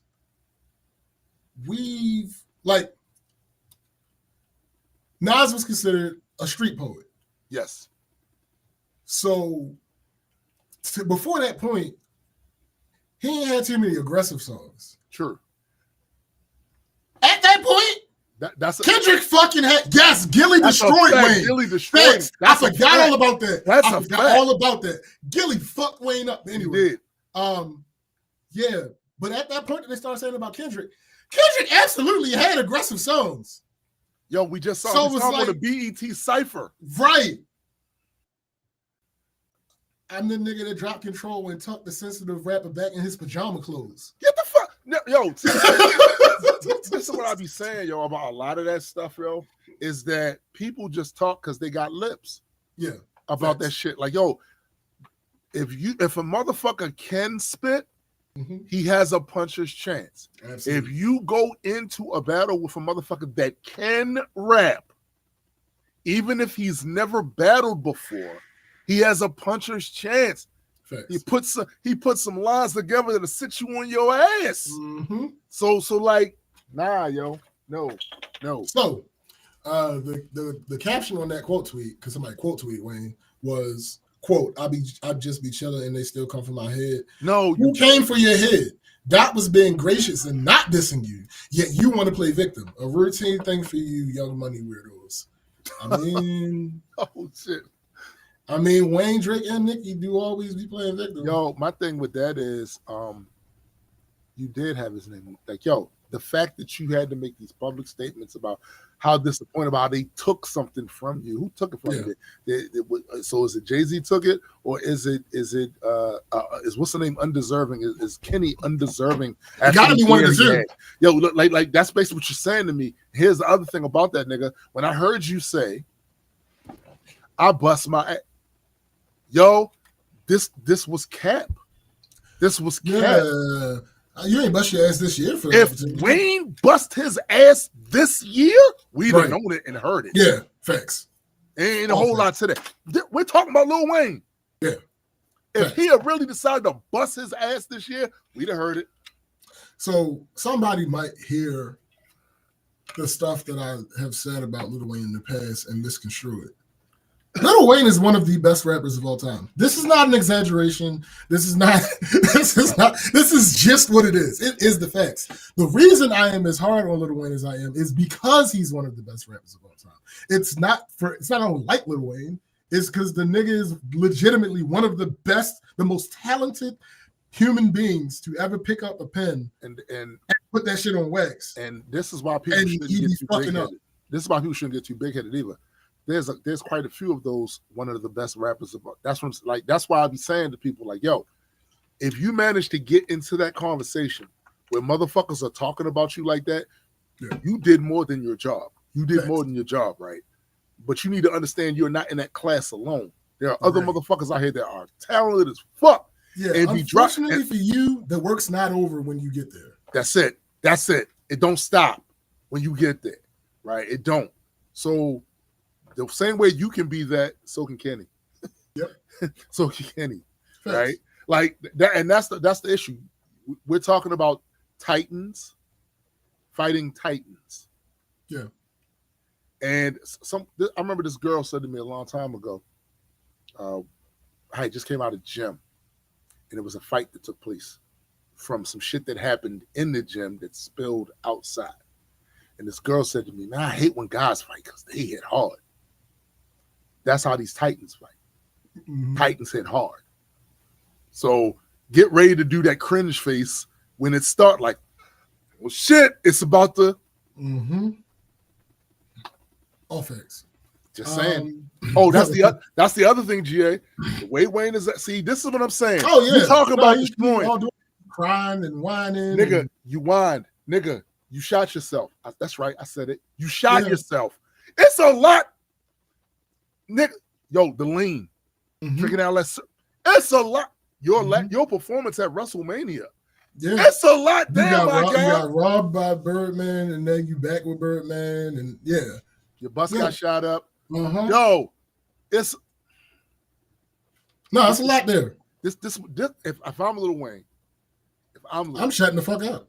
I'm shutting the fuck up, and I'm getting back in my bag. Yeah, I know who I am, but I know who he is. Exactly. Especially I know who he is now. Right. I know who he is now. This ain't the time.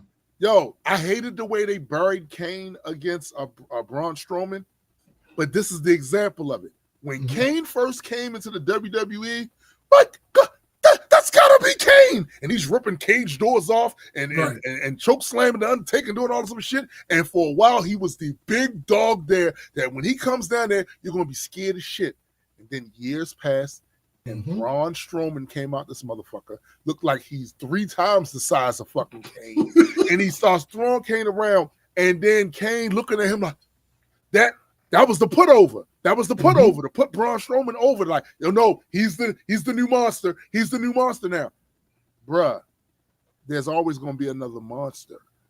That's why you either need to stay on your shit and not get super comfortable, or when you go down and another motherfucker come up and you feel away, get back in your bag. Be on that shit. Drop us some heat. Thanks. Drop us some heat. Undeniable heat. Fans are fickle as fuck. Yep.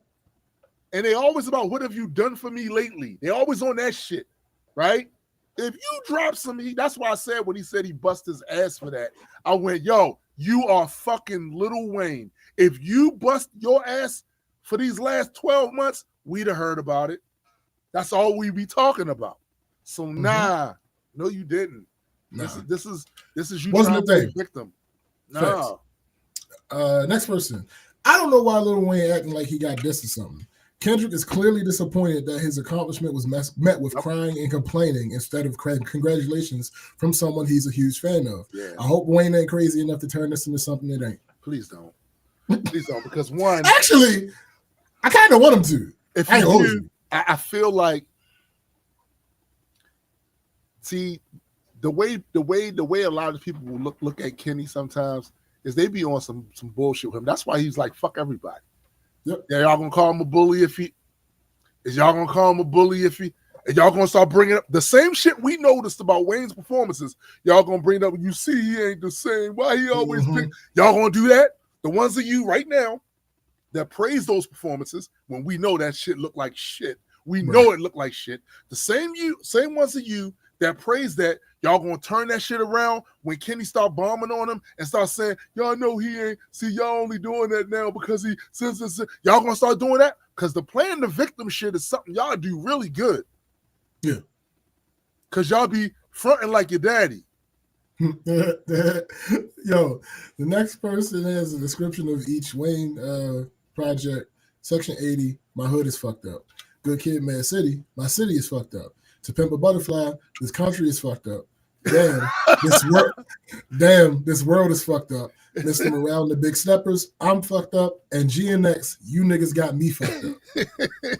I mean, that's the energy. I ain't gonna hold you. That's the absolute energy. Somebody says shits and gigs caught by the boogeyman. Oh, yeah, because let me read the quote. Hey, where we at? Don't let no white comedian talk about no black women. That's law. Yeah, I love that line. Yeah. I'm gonna get to the rest of it. Okay. In a little bit. Discord said hip hop is a martial art. The arms race is the intellectual part. Right. GA says crying and complaining by damn near the entire industry. Dot on super demon time now. He is not your savior. He is your executioner. That's the other thing, yo. I heard motherfuckers like DJ Academics say this shit is so goofy that it's hard even for me to say it. Okay, but if y'all get rid of Drake, who gonna feed you, nigga? Yeah. You think that's what you First think? Of all, crazy. For real. You think that's what Kenny? You don't know Kenny, and you don't understand him. You think Kenny here to replace Drake so he can be the Drake? Do you think that's what this apocalyptic ass nigga is? Do you think that? That's not what he is. Kendrick is not Project Genesis. You know, in the Star Trek, anybody that watches Star Trek movies, Project Genesis, the shit went terraforming planets and all. That's not what he is. He's an in-game level threat. He's a bomb full of toxic. That's just all. I ain't gonna call it radio. It's just toxic. Yeah. That's what he is. He don't like you. He don't like the industry. He don't like the motherfuckers in the industry. He don't like you. He's here to do the exact opposite of what Drake was doing. The exact opposite. That's not. So y'all trying to compare him to what Drake did or any other motherfucker that came here because they wanted to be a part of this and elevate this to a thing and blah, blah, blah. Kenny ain't here for that. He told you that. I didn't come to bring peace in the world, but a sword. And I respect the fuck out of that. I ain't gonna hold you. I'm not gonna hold you. I'm not gonna hold you. Y'all niggas had it too good for too long. And y'all was on some goofy shit. Rappers at one time were the black community response team. When some bullshit happened out in the world, socially, whatever, some rapper was gonna pick up on the shit and say something. And speak up and say something for the hood. When they talk shit about the hood, we on them. Talk shit about black people, we on them. Y'all motherfuckers got to the point where y'all taking pictures of Trump and y'all doing all this. No. Burn it down. Fuck them. Thanks. Y'all going out here buying all kinds of baby oil and shit. Burn this shit down. Fuck them. Fuck them. That's what Kenny on. And I respect it. I respect it. Yeah. He's the Omega. He's Project Omega. The Omega Protocol. Yeah. Y'all know what he is. This big demonic ass creature in Thor lore, Marvel Thor lore, that only comes around when the gods aren't doing what the fuck they're supposed to do, and it comes to punish them. Right. That's what he is. Y'all had y'all chance. Y'all had y'all chance to do the right thing. Thanks. Instead, y'all went online and played goofy games. Instead, y'all stopped rapping for real. Yeah. Instead, y'all start saying goofy shit out of your mouth, like, you know, I do this rap shit as a kickoff to other things. Y'all start doing that. Then y'all start. So now you gotta deal with Kenny. Now you gotta deal with Kenny. That's all. I don't think anybody wanted this. No, nobody asked for this. This is a problem that you. This is what you deserve, though. Like y'all all deserve it. Fuck. Especially now that he's not contractually obligated to any major labels. That's it. He gonna do what the fuck he want right now. Nigga. And we are at the twilight of the gods. We're at the twilight of the music industry as motherfuckers knew it. Just like we experienced it the way it was back in the 50s, all the way up to the fucking 80s and 90s and 2000s, the early 2000s, all that shit. That's dying out. That shit is going bye-bye. These companies are now tech companies. Yep. They're battling with tech now, right?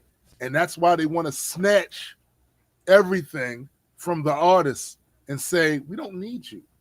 We don't fucking need you. So this is the perfect time for a Kenny, that sort of rapper, that sort of apocalyptic ass in-game shit where fuck all y'all, I'm gonna tell you how I really feel, and I don't care if you like it or not. It's the time for that. Yeah. Next person went on. He's a Brexis. Yeah. Jay said he's a Brexis, yo. Somebody went under one of Shits and Gigs recent videos and posted, word on the street, Kendrick Lamar said y'all some bitch ass niggas for real. Yo, he been saying y'all niggas. He been saying y'all some bitch ass niggas. You been saying that. Next person, the fact that Kendrick left enough room for even Shits and Gigs to get their lashings. What a man. Here's the full quote. Don't let no white comedian talk about no black woman. That's law. I know probably going to work for them and fuck whoever is close to them. Them niggas coon, both of them. Yo, he's literally talking about the two black dudes that stood there and let Andrew Schultz say that without pushback. Yep. Right. And I low-key think some of that splashback is on Charlemagne too. Probably. Yeah, probably.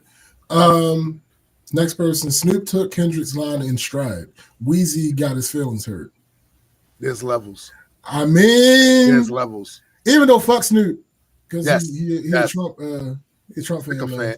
But my thing is, like, but I got to give him credit where credit is due, because the truth is, Kenny didn't say anything bad about either one of these niggas. No, he could have went. We already saw what he could do. How he was hurt by their actions. Yeah, we already saw what he wanted to do. What he could do if he wanted to be insulting. He didn't do that. He didn't do that. He didn't do that. Next person, skin ass niggas. Somebody say, "I'll never switch on Wayne. I don't care y'all will." Somebody quote tweeted them and said, "Confusing accountability with switching up is a cancer. We got to call out our people when they move in lane. That's how love works." And for a reminder for everyone that doesn't know, cancer is you.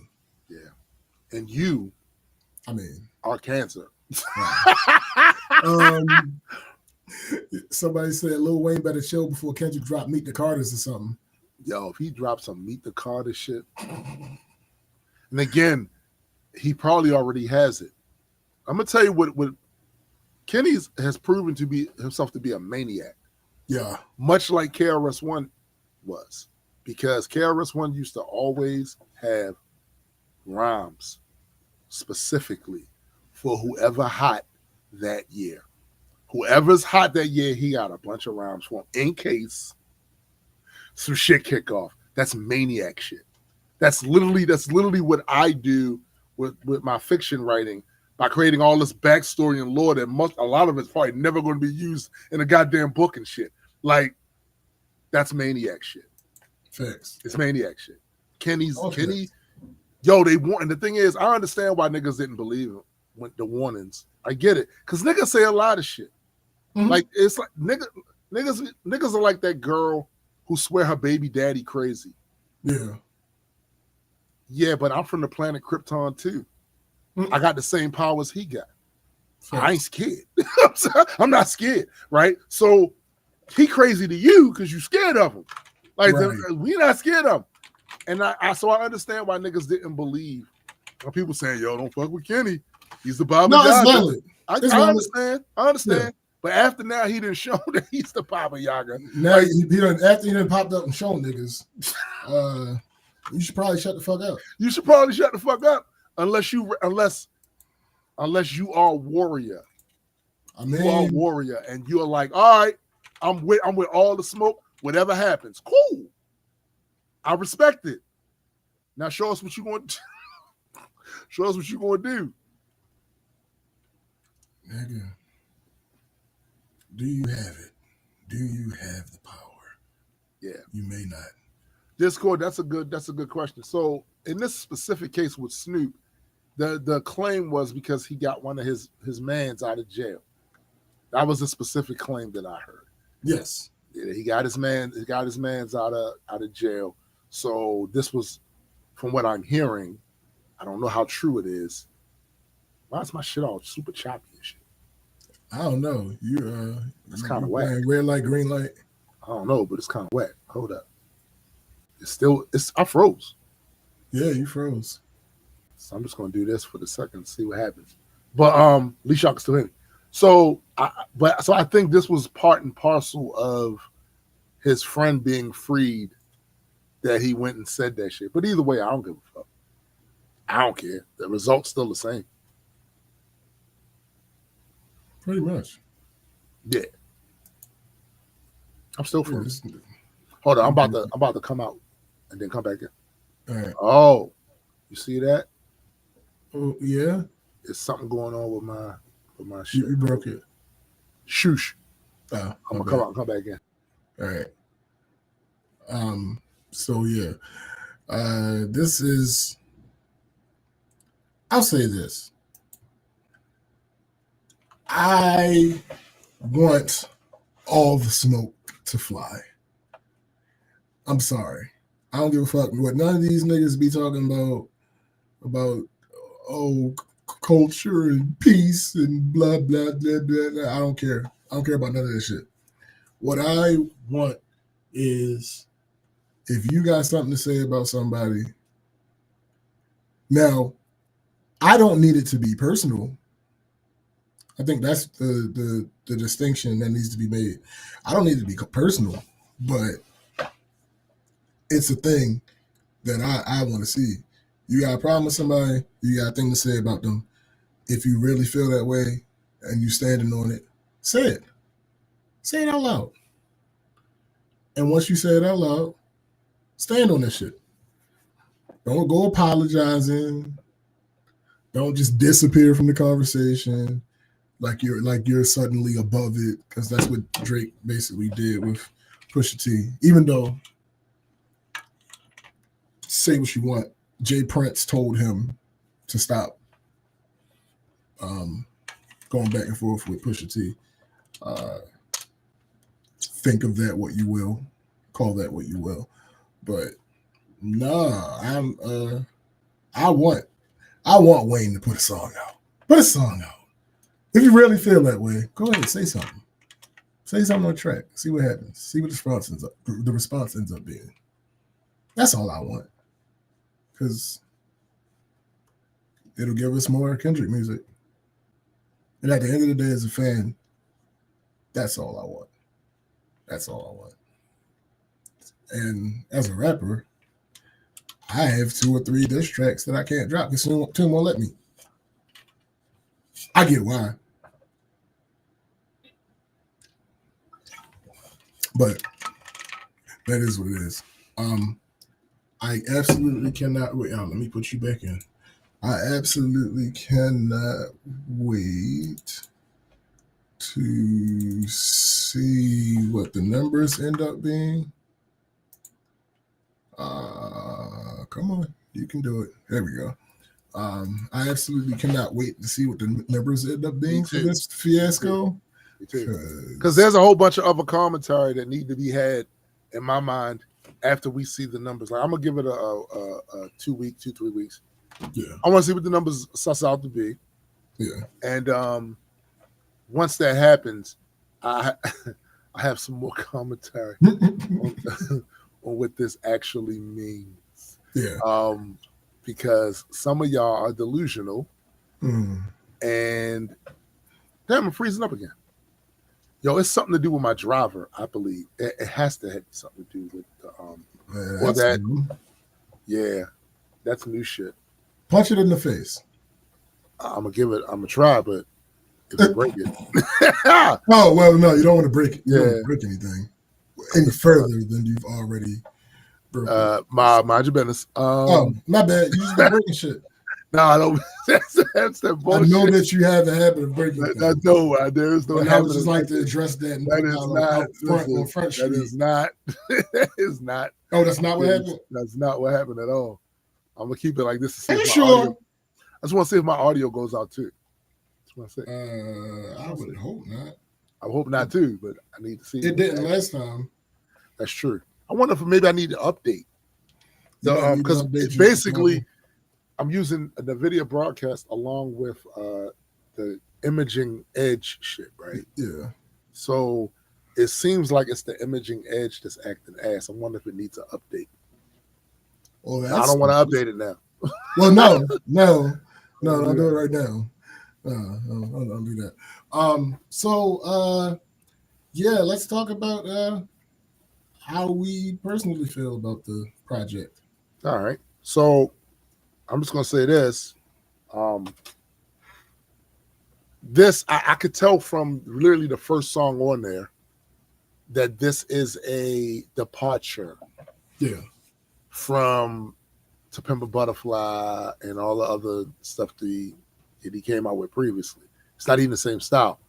I think he made a somewhat strategic decision to lean into that Not Like Us style. Yeah.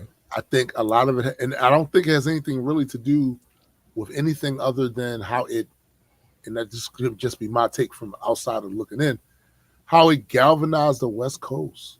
No, I think that's pretty clear. I think that's evident, given that there are so. I think, if I'm not mistaken, all of the features are from the West Coast. Every single one. If I'm not mistaken. I think that's what it is. So to just, I'll tell you straight up, my favorite songs on there are Reincarnated, TV Off, Heart Part 6, and surprisingly Gloria. These are my favorite ones on here. Now, as to his, this is what I appreciate the most about the project. He was very minimalistic when it came to choruses and hooks. Yeah. I mean, man, as we had talked about this before, like I feel that. Yeah. For a lot of reasons. It could be me just adding more subtext to it than what he thought, but this is Kung Fu Kenny, and he's all about subtext. So choruses, they're really catchy choruses. While we love them, they're nice and they're cute and they make you feel good. They are a decidedly industry long mainstay. Yeah. Because it's great marketing. Right. To get people to sing along. So while the verses might be different, of course, lyrically, the chorus stays the same, and it's the crescendo, it's the climax of the song. It's with all the, it engoodens the song, so to speak, right? Like it's ooh, and you remember it. So it's great marketing. It's all of that thing. Kenny is going decidedly anti-industry for a lot of his commentary. Is clear. It's clear. Now some people might argue, well, look, he's making a lot of money, getting a lot of spins off this, and he's been industry for a lot of this time. The way he's operated, I always tell people, I was born in a capitalist system, so I am going to navigate the system the way it is, the way it's been before I got here. That doesn't mean I hold any necessarily allegiance to that particular system. If I find something that I think is better, I'm going to roll with that. Like, I don't have, and I think when you are introduced into a system that is running a certain type of way, you do have to learn it. Like me and Graydon was talking about this a little while ago, like in music. You can break the rules, but first you got to learn the rules. Fix. Learn the rules first. In the comic book industry, this because this is my shit that I'm on right now. Like in the comic book industry, you can break the rule. First, learn the fucking rules. There's a reason why certain things are done a certain type of way. And going into a structure that's already there without knowing why these things were put here, going to have you looking foolish when you try to change some shit that didn't need to be changed or was that way for a specific reason. Yep. So you got to respect what's there first, learn that, and then if you have an opinion on, I don't think this should be, I think this could be better, then you enact it and see if it works, right?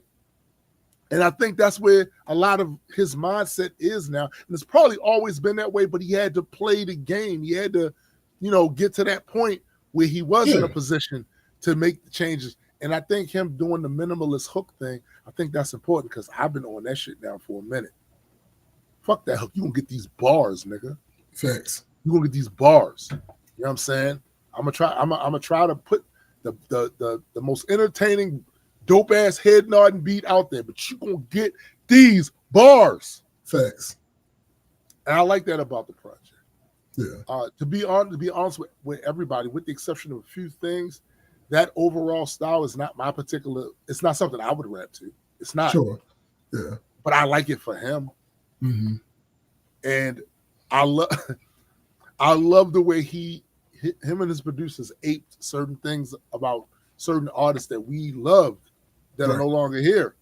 Right. Like Pac, Reincarnated is, come on. Nigga. Come on. You know what I'm saying? Like, hey, come on. From the flow to how they did structure the beat, it's, come on. That's Pac shit. And it worked. Just yelling, I was like, oh. Right. Right. It worked. I think this is but I also don't think this is the best he can do. That's the other thing. Sure. I don't think this is the best he can do. I think what Kenny has shown is he can do several different styles. Right. I think the times call for, in his mind, the way he interprets the times, it calls for this style. And so many artists aren't really good at checking the temperature of the times. Even if they got beats that fit their commentary don't. Their content don't. It don't fit the times. So a lot of that shit might come and go. They drop a project, it come and go. Especially with the short attention span that people have now. They drop it, it comes and goes. I think he's talking about shit. He's talking about shit that's relevant for now. And some of you niggas need to be talked to. I'm just gonna put it out there. I mean, some of y'all wilding out here with the bullshit. So I personally like the project. Yeah. Yeah, same. I can't really pretty much everything you said is kind of my thoughts on it. My initial so the way that it happened, I didn't listen to it in order of the track listings, which is cool. But I would say my top 3 are Reincarnated, Heart Part 6, and then Whacked Out Murals. Because he was talking to niggas on Whacked Out Murals. He was like heavily talking to niggas. And it was Yo basically said, matter of fact, not even basically, let me not misquote. Let me not misquote this nigga. Right. Where we at?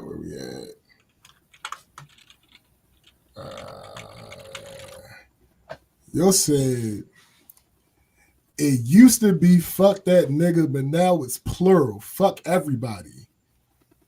What? Yeah. All you motherfuckers. That to me cemented a big portion of my commentary on it. Yeah. It was no.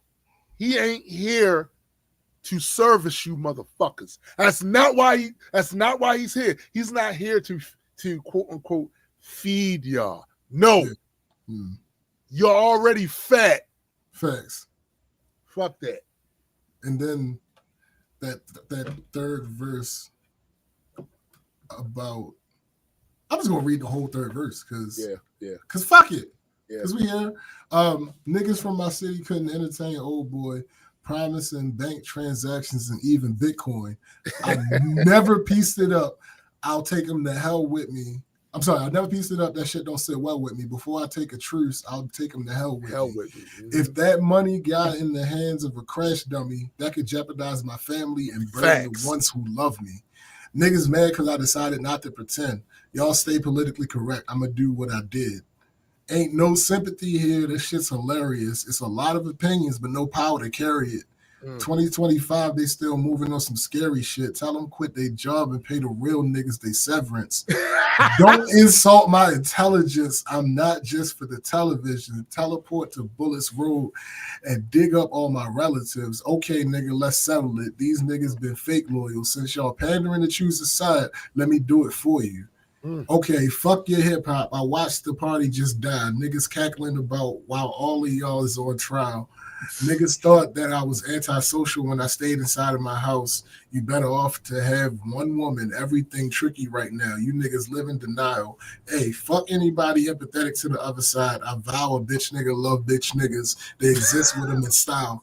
Exterminate them right now. Make Cat Williams and them proud. The truth about to get loud. No juice inside of my cup. I sober up and knock them all off. Don't let no white comedian talk about no black woman. That's law. I know propaganda everything to work for them and fuck whoever that's close to them. The niggas that's coon, the niggas that being groomed, side on both of them. You ever ate Captain Crunch and proceed to pour water in it, pulled over by the law, you riding dirty so you can't argue with them. Then make it to be a star, bare your soul and put your heart in it. Well, I did. Whacked out murals out. Whack the murals out, but it ain't no legends if my legend ends. Nigga. Nigga. Yeah, What? He did, GA. Yo, that's funny. That's hilarious. That's with crypto. That's hilarious.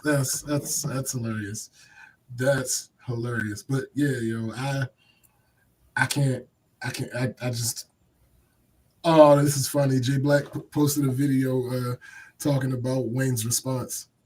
Oh, I want to hear that so bad. Oh shit. Oh so shit. Yeah, it's leave that man alone. I mean, don't leave him alone because I want to hear what happens when you don't. But he should have left him alone. Leave that man alone. You know what I'm saying? Just leave that man alone. Right. There's no reason. Like, here's the thing. Transient properties, right? So when Drake destroys a Meek Mill, no disrespect to Meek, but that ain't putting fear in no niggas because it's Meek. Right. Like Meek be on Meek a little. Also, Meek didn't really. Meek hasn't linked. I'm trying to say this the right way. Meek has had a reputation as battle tested, and he didn't do nothing. And that really, yeah, like it was disappointing. I was it was very disappointing. Get him. I was like, oh shit, this about to Meek and Drake. All right, let's see what's nah. So that ain't really do nothing. Cool. Right. But then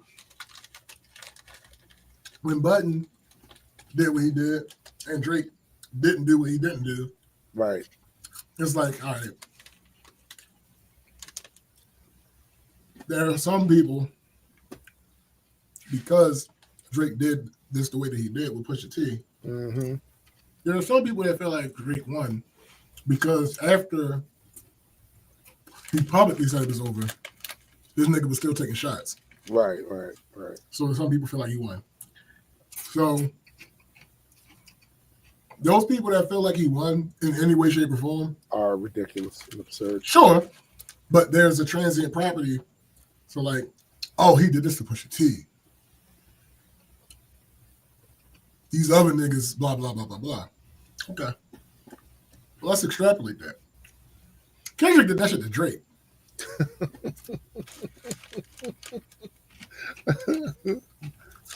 Your popularity couldn't save you. Right.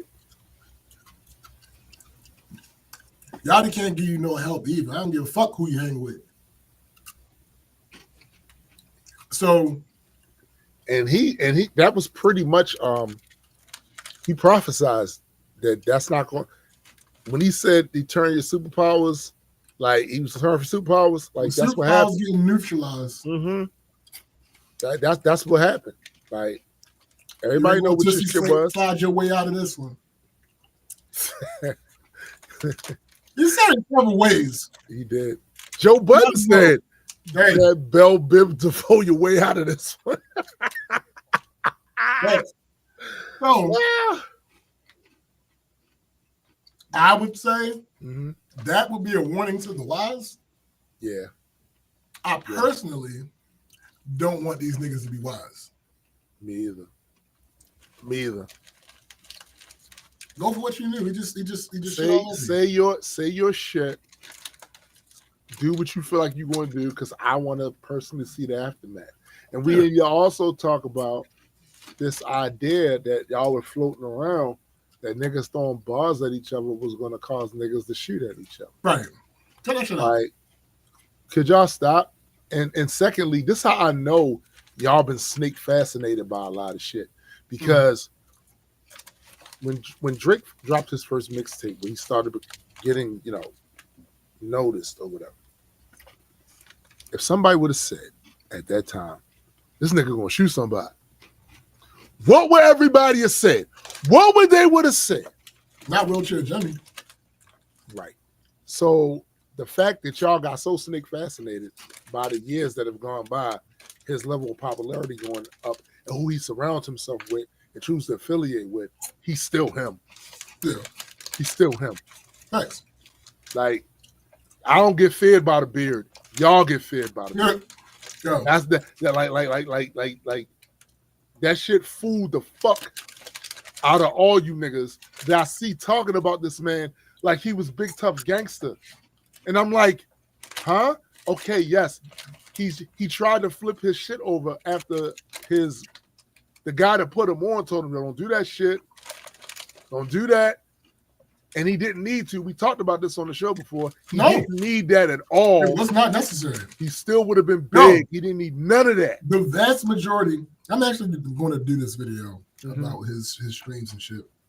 The vast majority of his most successful songs are not that. Right. They're not that. They're not. It's Drake with the melodies. It ain't like Drake when he act tough. So, to all you niggas, Kendrick in this very song that I just read the third verse from said, fuck everybody. Yeah. Y'all should take that personally. Yeah, you really should. And respond. Do something about Y'all it. should say something. Say something. Yeah.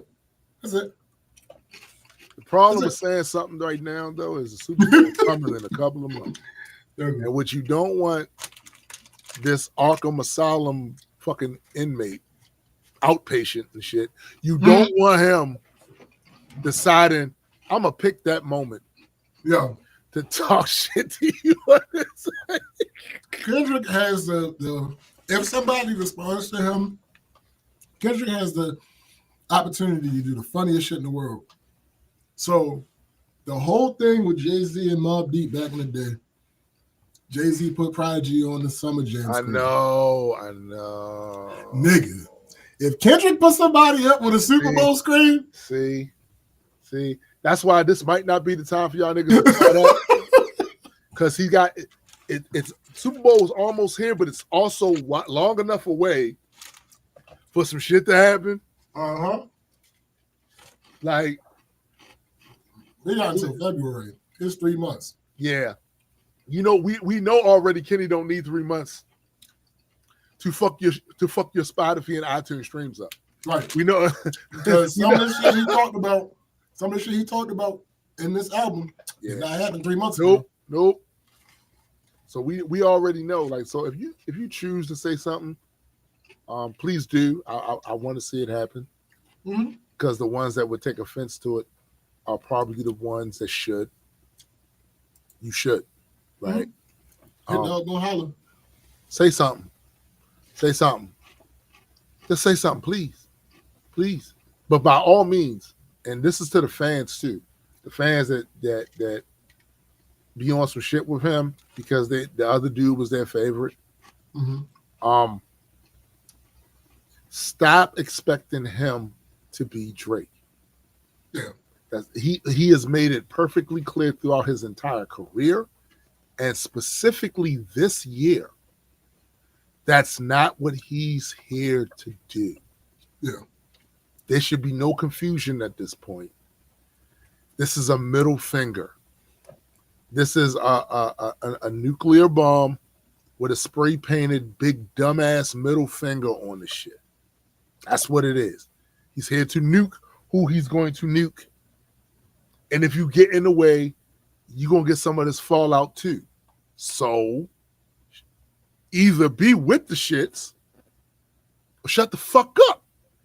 But whatever you do, stop expecting him to do what Drake has done all these years. Stop it. You're dealing with, you know what? It's funny because like in that Batman movie, you pressed them. And in their desperation, they went to a man they didn't truly understand. Yeah. This shit is continuing. So somebody said, reminder, none, and I mean none of this happens if Baby just would have paid Pharrell for the What Happened to That Boy beat. I mean, yo, it's funny how there's a cascading catastrophic event sequence. Right. Like certain shit that if not for this, we wouldn't be here now. Baby not paying Pharrell is the canon event. Yeah. Yep. Nigga, like what? Yeah, we don't get here, at least not this way. If that shit didn't happen. True. I'm gonna tell you something else we don't get. I think it's several of them.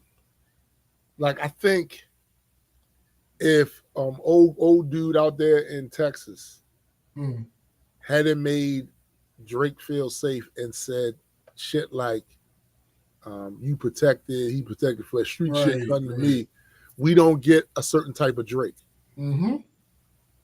Facts. You know, absolutely facts.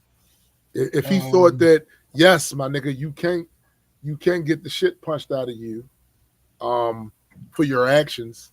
And like really not even that. Like, fuck this nigga. But Diddy already showed him that. Well, that's true. But that was before Jay Prince. That was before Jay Prince. Yeah. That was before Jay Prince.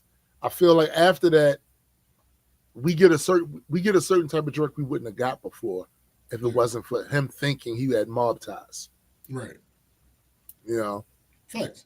And also, let this be a lesson going forward that this should have been something motherfuckers already knew. I mean, Run DMC already told us that. Never let a punk get away with murder. Never let a punk get away with murder because it emboldens him. He's still a punk, but it emboldens him. Right. So, Big Bronson Reed posted GNX is recapturing the vibe. Facts. That is true. But Bronson, concentrate on that blood. That blood you got some shit to worry about. Yeah, no, that's facts. That's facts. The NFL posted a picture of Josh Allen, quarterback for the Buffalo Bills, screaming in celebration. It was just a picture. Oh my! And the caption is, "Mustard!" That shit is so crazy. It's amazing. It just keeps going. Somebody else quoted Wayne. Said, "Man, what the fuck I do, nigga? That's equals a nigga that's been complaining since the Super Bowl announcement." Facts. Like, what do you mean? Like, you mean what you did, nigga? Let me see. Somebody said, yeah, so that Kendrick album is a 12 out of 12, and TV Off got to be one of my favorite tracks because of this beat. This.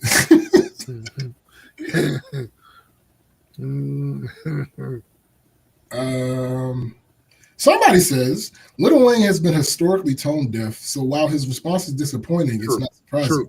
That is I think that is a great point that was made right there. If you listen to some of the commentary that has come out of his mouth, he's always been a little off kilter. Yeah, that's facts.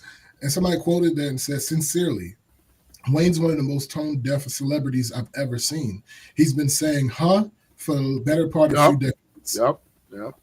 It's true. And I would argue that a lot of his Black Lives Matter, what's that? My life matter. Yeah. Like what? Yeah. What the fuck? I would argue a lot of his fans are deaf to what he actually is. Like they want to see him as something that he's not. It's one thing to talk about his level of skill in music, but that other thing, like as a person thing, that's not what y'all keep seeing him as something he's not. That's not what he is. Like it reminds me of when niggas see somebody they view as a gangster and motherfuckers that know him know, no, he's not. Like you're seeing that. I'm sure he's presenting that as his persona in public, but we know this nigga. That's not what he on. He's not on that. And I think a lot of them, like they conveniently omit some of the fuck shit this nigga has said. Mm-hmm. Conveniently omit that shit. And it's like, nah, you saying him the way you want to say him because he got slaps. So that already tell me where your priorities are morally. Like, right. It tells me your priority is, can I snap a finger at it? Can I dance a jig to it? But then I'll ignore that's why y'all can't talk shit about Trump's people. You can't. You can't come to Trump's people and say, he said this stuff. He did this. He blah blah blah. And then you over there doing the same thing with your heroes. Like, hey, you can't. I don't want to hear that from y'all. Facts. I don't want to hear it. That's why you see the sign, the tagline over here, Black Culture Geeks. Hey. Your heroes have no power here. Yo, somebody said Kendrick has never been afraid to be the villain. Yeah, it's true.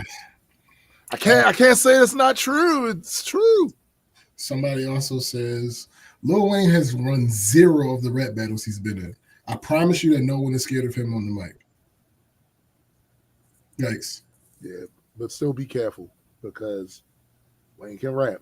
And sure. As long as a motherfucker can rap, he got to punch his chance, put that jab out there and wind up being a knockout. Like, what the fuck?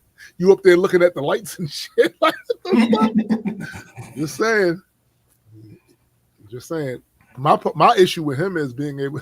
Can you deliver it live? Could Wayne do what Kenny did at that show? Could he? No. There's no way. Not current Wayne. Oh, how old are you, baby? Oh shit. Let me reread the tweet. Lil Wayne has won 0 of the rap battles he's been in. I promise you that no one is scared of him on the mic. So some of the comments. Somebody said, "This is my Tyson and Jake Paul. Don't do this." Somebody else said, "Talking about you a sleeping giant, nigga. You Lil Wayne." Oh, little was in your name. So somebody said, "OGs no, he got to relax." And they quote tweeted themselves saying, "Yo, you're a legend. Just sit this one out. You know what you did. Don't play victim now. You've never been a battler, man."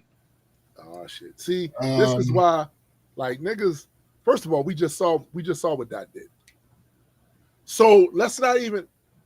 We just saw what that did to the biggest nigga in the game. Stop playing. Like, stop playing. Yeah. All right. So somebody else says, when has he battled anyone? That's what I was talking about. Like, baby, right. How are you? Somebody says, you don't remember the Gilly shit? He says, I remember a lot about Gilly. What?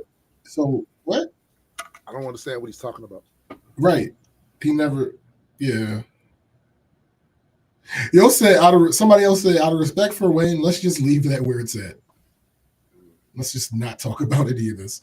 Mm-hmm. And then, of course, you have the dissenting opinion. Always. Somebody said Kendrick didn't either until this one, and those were pre-recorded. Hold up, stop. That is the dumbest shit I've ever. Hold up, stop it. Y'all do realize that before something is released, it's vibes.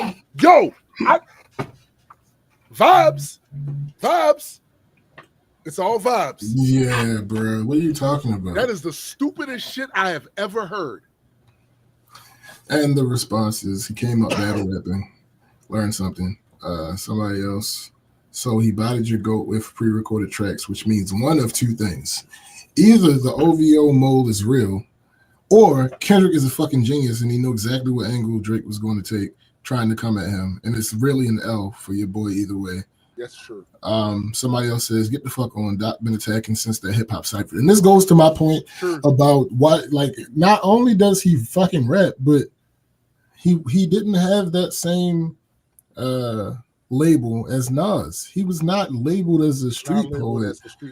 That's not what it was. It says, get the fuck on. Doc been attacking since the hip hop cypher. Control, the damn album, and then everything that followed with this. That's true. When he featured, did he ever stop And who really stopped him? Right. He comes and kills, then disappears every time until niggas call him out again. Yeah, it's not like he comes out, attacks, gets his ass beat, and then retreats for a while. No, he comes out, he does what the fuck he does, and then he disappears on his own accord, not because he was chased away. Like, niggas is really on some lame ass revisionist history with this nigga, yo. He dropped the control verse, and nobody that he mentioned responded. Nobody. There was a bunch of niggas he didn't mention that responded. Yes, but here's the thing about that though: a bunch of niggas, because I knew niggas personally. I knew rappers I knew that was responding to shit. But here's the other thing about it, and y'all gonna have to accept this. West Coast niggas is just different. Like, bruh, y'all gonna have to just accept the fact West Coast niggas are just different, yo. They're different. They're different niggas, like. And we've known, come on, bro, we've known this since the fucking 90s. So y'all acting stupid and shit. We've known this since the fucking 90s, bro. They're different. They're different on that beef and that aggressive shit. Like, they different. And it's always been like that. When y'all niggas was barely saying nigga in songs, the West Coast niggas talking about nigga this, nigga that, nigga that. Like, stop it. Stop it. Facts. Stop it. So I wonder. She'll say this nigga died as Jeepers Creepers. Yo. I think, what was it? 20. That's French. Why is that in French? I'm gonna read some passages from the Hip Hop Bible. To Stillman Scott's point,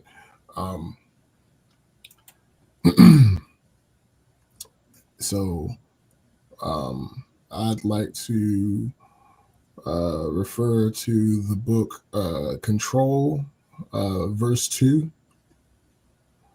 You're so fucking stupid. Tell Flex to drop a bomb on this shit. So many bombs ring the alarm like Vietnam on this shit. So many bombs make Farrakhan think that's Saddam in this bitch. One at a time, I line them up and bomb on their mom while she watching the kids. I'm in a destruction mode if the goal exists. I'm important like the Pope. I'm a Muslim on Pope. I'm Machiavelli's offspring. I'm the king of New York. That's the one. That's the first line that got niggas that he ain't mentioned. Yeah. Really upset. Yeah. Really upset. King of the Coast, one hand, I juggle them both. The juggernauts all in your jugular. You take me for jokes. Live in the basement, church pews and funeral faces. Cartier bracelets for my women friends. I'm in Vegas. Who the fuck y'all thought it was supposed to be? If Phil Jackson came back, still no coaching me. I'm uncoachable. I'm unsociable. Fuck y'all clubs. Fuck y'all pictures. Your Instagram can gobble these nuts. Now, to be clear, this came out. This came out when in 2013. Right. So let's all right. I'm sorry to interrupt the scripture. Gobble dick up till you hiccup, my big homie corrupt.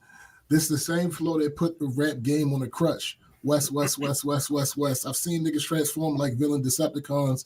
Molly's probably turn these niggas to fucking Lindsay Lohan. A bunch of rich-ass white girls looking for parties, playing with Barbies. Wreck the Porsche before you give them the car key. Judgment to the monarchy. Blessings to Paul McCartney. You called me a Black Beetle. I'm either that or a Marley. I don't smoke crack, motherfucker. I sell it. I'm dressed in all black. This is not for a fan of Elvis. I'm aiming straight for your pelvis. You can't stomach me. You plan on stumping me. Bitch, I've been jumped before you put a gun on me.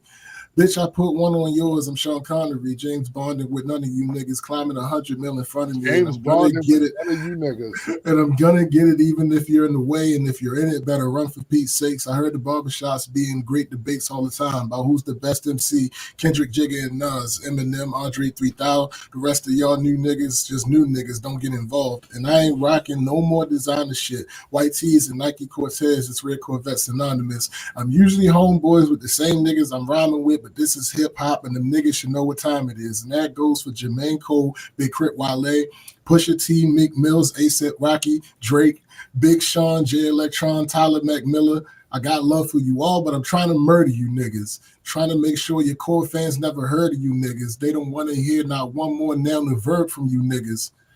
All right, so that's that one, right? Right. So that's the fact too, GA. I've seen it happen. We've seen it happen already in hip hop history. Motherfuckers not from New York say they the king of New York. Yeah, absolutely. Hey, for those that don't know, he was quoting Corrupt. Yep. Like, yep. That's like, I don't know.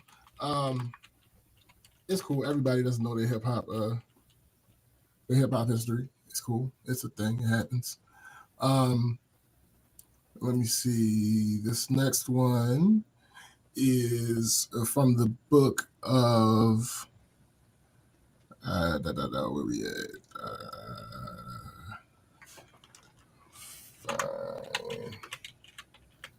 This one is from the book of BET Cypher, verse 5.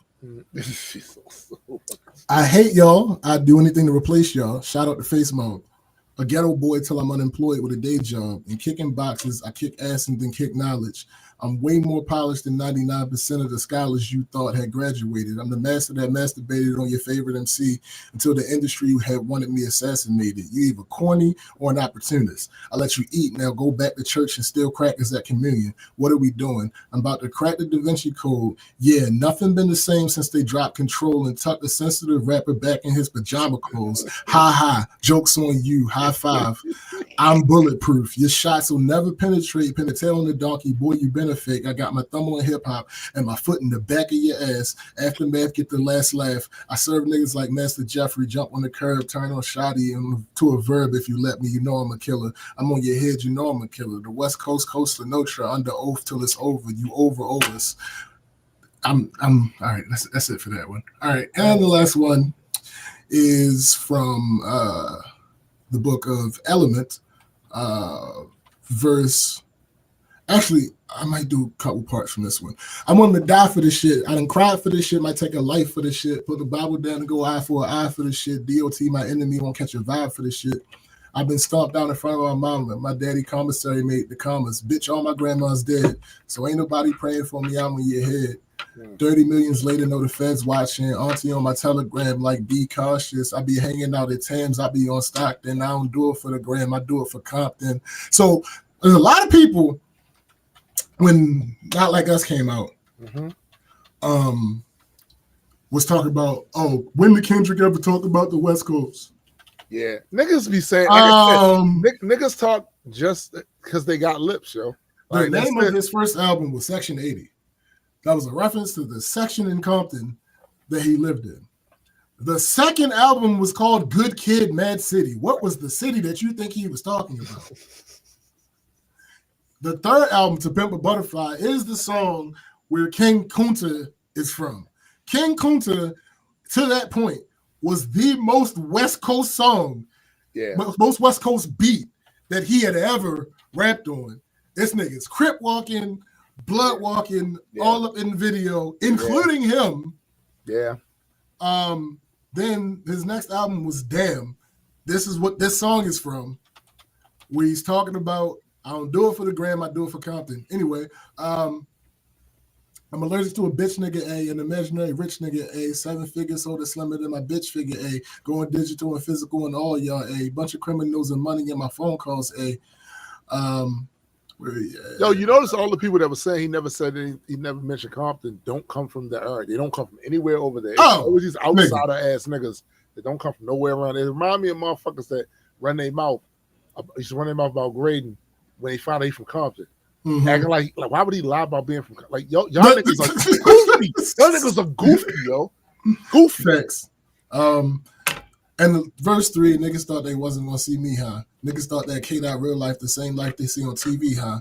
Niggas want to flex on me and be in LA for free, huh? Next time they hit the TM freeway, I need receipts, huh? Because most of y'all ain't real. Most of y'all gonna squeal. Most of y'all just envy, but jealousy gets you killed. Most of y'all throw rocks and try to hide your hand. Just say his name and I promise that you'll see Candyman. And the chorus for this song goes, shout out, rest in peace to Tony Todd. Absolutely. The chorus for this song goes, if I gotta slap a pussy ass nigga, I'ma make it look sexy. If I gotta go hard on a bitch, I'm gonna make it look sexy. I pull up, hop out, air out, made it look sexy. They won't take me out my element. No, take me out my element. He is a certified psychopath, and you should leave him alone. Yes. Except, don't leave him alone. So we can see more of this shit. Yeah, I'd like to witness, to partake in the pleasure. And right, GA, and we heard the uncensored version of that. Facts. He named Big Sean. Yeah, like he named him. Come on, yo. Are you on the stream? Like, cause I looked at the Facebook and it. Oh, okay, it just went black. Okay, never mind. Ken says thoughts on AutoTune. I'm gonna need way more of a detailed question to answer that question. Yeah, I need more context.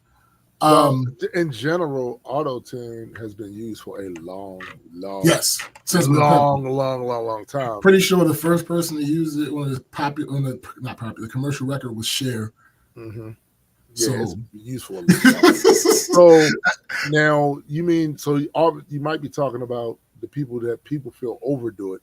I think anything can be overdone, but I do think that era of time has kind of passed. Yeah, it's dwindling. You don't see as many people leaning into it the way it was initially. Me personally, I don't have a problem with AutoTune. I have a problem with shit just being whack. Yeah, so if you did it and it's whack, if you do it, make it good. Yeah, if you're gonna do it, you know. Last tweet on this: Wayne is on my untouchable rapper list. Wayne is influential beyond measure. Wayne inspired lots of Kendrick's work. Wayne is wrong for his Super Bowl response. Wayne is wrong for his Kendrick response. Wayne would not fare well battling Kendrick. All of these things, and that's okay. Yeah, I agree with that. All things. I know for a fact that he was influential to a lot of motherfuckers. Yeah, not me, but come on now. I'm too old for that, but you're older than him. Yeah, but I've literally dealt with a lot of rappers that are younger than me, and I can see the DNA. Absolutely, in some of that 100%, 100%. Like, again, this cannot be discounted, nor should it be forgotten. Wayne is one of the greatest human beings to ever lay tracks on wax. It's not an exaggeration at all. It's not a still man to bring him down later. No. He's that nigga. Right. So he has several generations of children. Right. Like this ain't that. No. Anyway, we can review. Yeah. I'll start.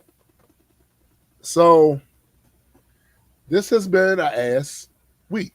I gotta say. But let me start with some of that. So my wife has been going through it with the herniated disc issue. Probably, I've never seen her in this amount of pain. And she has said to me that she's never felt this amount of pain. Mind you, she gave birth. Right.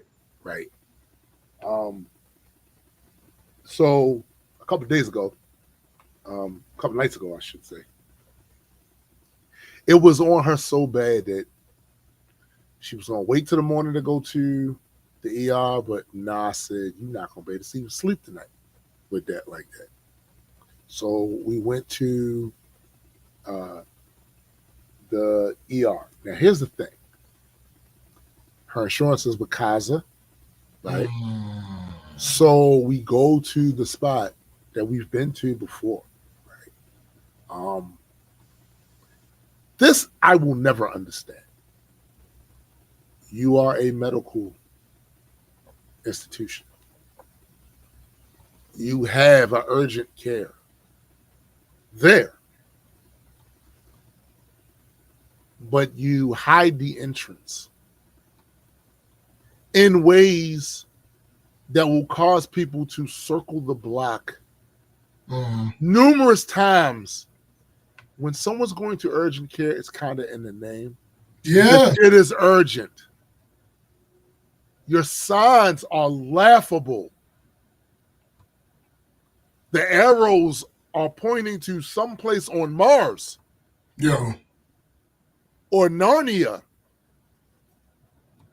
Or Asgard. Niflheim.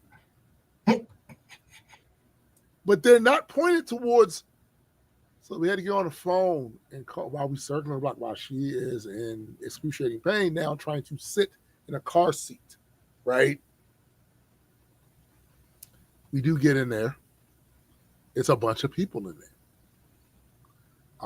We sit down, and this I've never seen before. She handles her business up at the desk. They then call her into another room to take her vitals. They send her back out to the waiting room. And then this nurse comes out, or nursing assistant, I'm not sure which, and starts calling a list of people's names. Now, I've never seen this happen where they call, like literally, they damn near emptied the place. She comes out, sunset, and all these people get up and they go out. So we wait. I would say we waited. I wouldn't say we waited there super long. I would say it's long if you're in pain, right? Yeah. And you got to sit uncomfortably in that shit. But they did call. I went and got a wheelchair because where the actual place she was supposed to be at, where the doctor was going to see her, was dumb far in that building. And she's on crutches. All right. For anybody that's never been inside of a Kaiser compound, they are huge. Yeah, like it's ridiculous. So I get the wheelchair, put in a wheelchair, and we get over to the spot. When we get there, there's nobody at the desk. As a matter of fact, all three places where people would sit to receive people are closed. So I'm like, what the fuck? Now, mind you, it is late. Mm-hmm. It is like roughly around midnight, some shit like that. And we're like, okay, I guess we just wait here. There was nobody over there. And finally, some nurse came out of one of the other doorways, told us to come in through there. We came in, sat down. Now, because this is her insurances with these people, she's used this facility before. They had all of her shit, including her future appointments that's supposed to deal with this. Right. As well as what they prescribed her, which she's generally on most of the time or whatever. So the doctor did come in there knowing, about her case, do his shit, and that was encouraging. Good. One of the issues was she does have an appointment to get one of those shots, that whatever. She's this will be the third one for this year. She's taken one before years ago, and it lasted for years. Mm-hmm. She took the second one this year. It lasted for 6 months. Bruh. So the other one, they say this is the third for this year.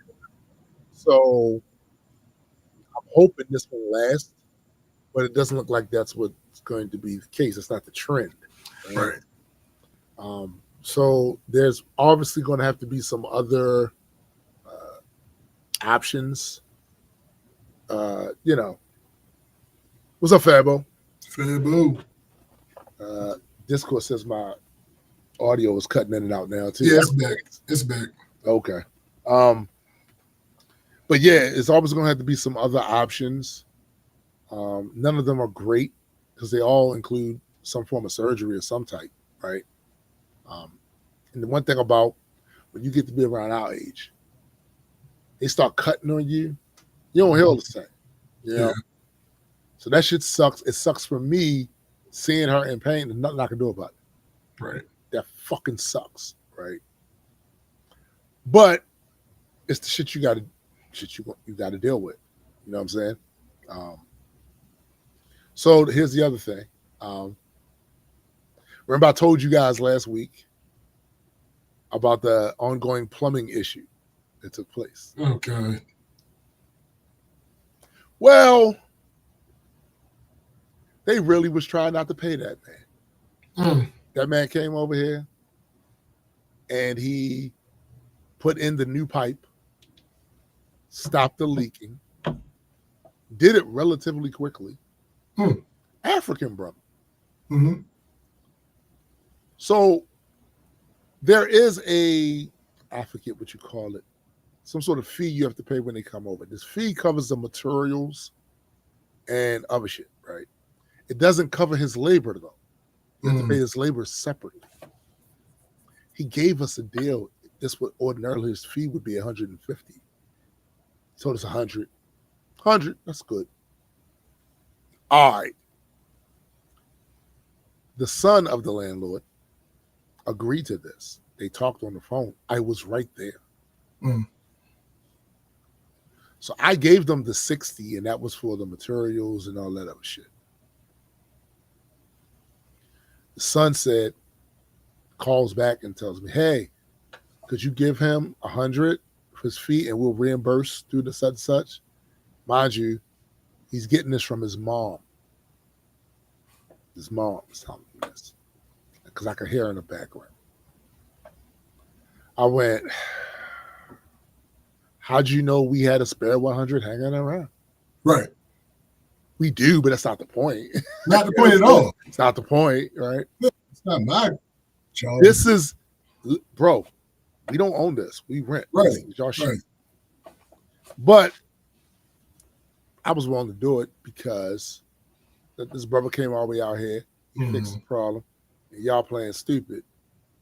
Y'all gonna owe us if that come out of rent or you just paying it directly back. You owe us. So dude had already left because he thought he was getting it from them. I got that call from the son of the landlord after he had already left. Then I get another phone call from the landlord, Mr. Moses, telling me don't pay that man anything. My insurance agreement is that we only got to pay the 60. I said, that doesn't have a ring of truth to it. Yeah. But I am not signed to any insurance like you are. I haven't read it. But that I told him that don't sound right. No. At all. Right? And if that was the case, why would the tenant be paying that cost? Yeah. You still would be paying that, right? So the dude was told, by the way, he was back and forth on the phone with the son who was telling him one thing while the father is now saying something else. When the father finally gets in contact with the son, apparently, says, we ain't paying him shit. The son stopped picking up the phone for the dude. So who does the dude call? I mean, me. I'm the last contact spot. He gets on the phone and he's quite naturally and expectedly frustrated by all that shit. But this is still me. So before I let him get all of that off, I stopped him and said, brother, I know you mad. I know they playing games. I am not them. Right. That's some shit they doing. I'm a tenant. So if you have any ideas of coming back here, it's not going to end well for you. And I said this shit calm, bro.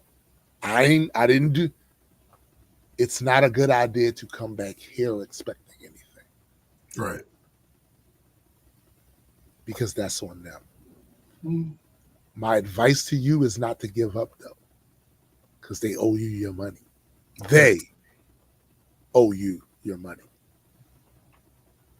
Talk to your bosses, whoever you talk to, all of them.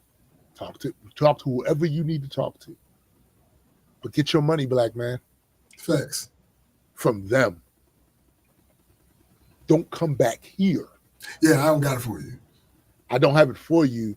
And if you make a scene here, it's not going to end well for you. Don't do that. I don't want to be the one to do that. Right. I don't, right? But I will. Daughter sitting up in here. On top of that, my son is in here too. Don't come back here with that. Don't. I'm asking. Don't. He didn't. But then I get another phone call later on. Yo. From the landlord saying, yeah, we're gonna pay him. So I don't know what happened. You passed the wrath of Thor on. Yeah. And he was able to challenge his energy. And he got the results that he was looking for. Apparently, right? So they did end up paying the dude. Good. And that's good. So the other thing. My son comes to me and says, I need your help with something. Uh-oh. That's a lot going on, sir. It's a lot going on. I'm trying to work on getting the last bit of the editing of issue 2 out of the way. Shout out to my sister Cindy. Mm-hmm. Her help with a lot of that. Shout out to Graydon. Shout out to everybody that, Yo, I don't know, Fab. I don't know why they try to play with that man. I don't know. I was angry for him. Yeah. That ain't cool. That man came in. I'm for the workers. Fuck with motherfuckers. I'm for the workers. You know what I'm saying? But as I was saying, son came to me, yeah. So there's a problem with the seatbelt in the driver's seat. What pray tell could that problem be? Well, I had my hoodie on. And I went to move the thing over, and the little hard part on the string, it got caught into the seatbelt thing and popped off and stuck in there, and now the shit won't close. Yo. I said, son, we knuckle up, I put you in the headlock, I give you another cut and another cut. And another cut. It look like the speedboat won't work and I'm trying to buckle up. That's what happened? That's what happened, B. So I'm thinking, what else could go wrong this week? That's dope. That's dope, Sean. That's dope. You just read the PDF for issue 2 last night. Good. Glad everybody got their shit. I'm gonna have to put another reminder though to some of the Kickstarter people because I know everybody ain't. I'm gonna have to do it again. But I was like, only this could only happen to you. This could only happen to you. So I grabbed my tools and I went out there. Mind you, this car is leased, so there's only so much we can fucking do. Because you will fuck that you can't do but so much with that. But apparently, he isn't the only one this could happen to. You know why? There's literally a video on YouTube on how. Yo. Yes. Not the same exact scenario. Literally the same scenario, B. In this particular case, the person took it to the shop, and it was the shop dude that did the video, and he took the entire piece out. Now, it was for an older model truck, so there are some differences, obviously, right? But we looked at it, was like, damn, we gotta do this, we gotta do that. But it was easier for him to do what he did because he could take the entire thing out, set it into a position where he takes a screwdriver, he puts it down into the wedge, pushes apart certain things, then takes a rubber hammer, hits it a couple of times, and that inner apparatus pulls out, and you see the spring, and the thing was caught behind the spring, which was why the thing couldn't do the thing that it was supposed to thing. The thing wasn't thinging, right? We wasn't doing that because we couldn't get so then we saw some screws. Okay, maybe we can unscrew this part and get access to that spring this way. So I go in the house because I didn't have that particular tool with me. Got my ratchet, the bits, one of those torque bits type thingies, because that's what's going to take to open it. I come back out, and I know y'all hear me rattling off the names of these tools. Like I Mr. Fix It there. He got a tool set. Okay. He did this, that, and the third. All right. Okay. All right. I am not Mr. Fix It. I'm not Tim the Tool Man Taylor. I am not Home Improvement or Lowe's. I'm not any of those things. The things that I know how to fix, I only know how to fix because I was forced to learn how to fix it. Like my dad that lived in the house with me, my stepdad, was that guy. Unfortunately, him and I was not close when I was younger. So it wasn't one of these things where he was put me under his wing. Let me show you how to build shit, son. No, that's not what it was. I wish it was that. Right. We didn't get cool and close till I was an adult. All right. Yeah. But I told him, I was like, son, I know you wanted to do this without alerting your mom because she's going through enough stuff.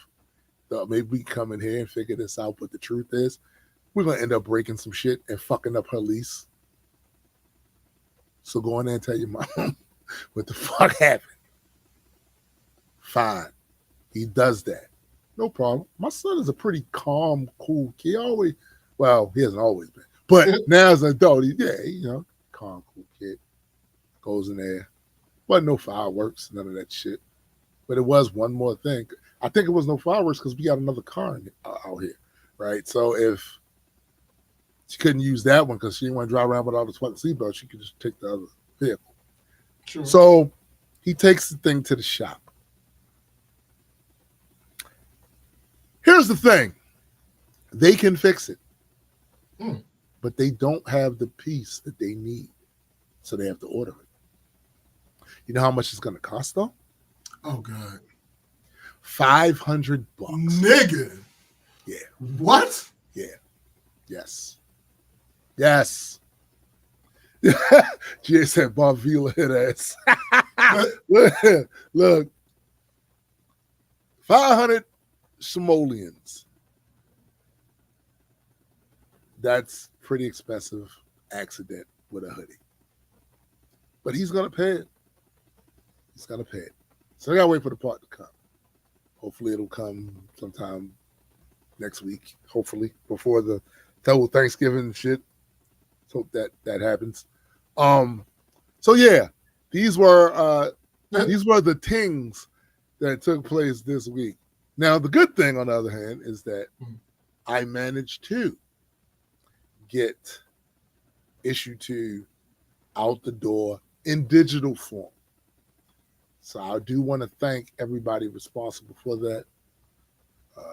Structure, Graydon, Cindy for the proofreading shit.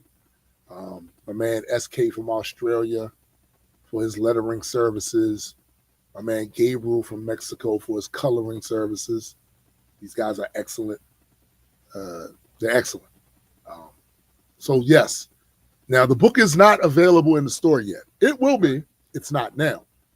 Why? Because this took us longer than it should have. If we didn't have some of the challenges we had this year, that book would have been out and we'd have been on to the next. But we did have challenges this year, both personally and professionally. So that's what slowed it down. Big shout out to all the Kickstarter supporters for their patience, because we didn't get any shit for this. None. And part of it, I think, is because I was very transparent and made sure there was updates.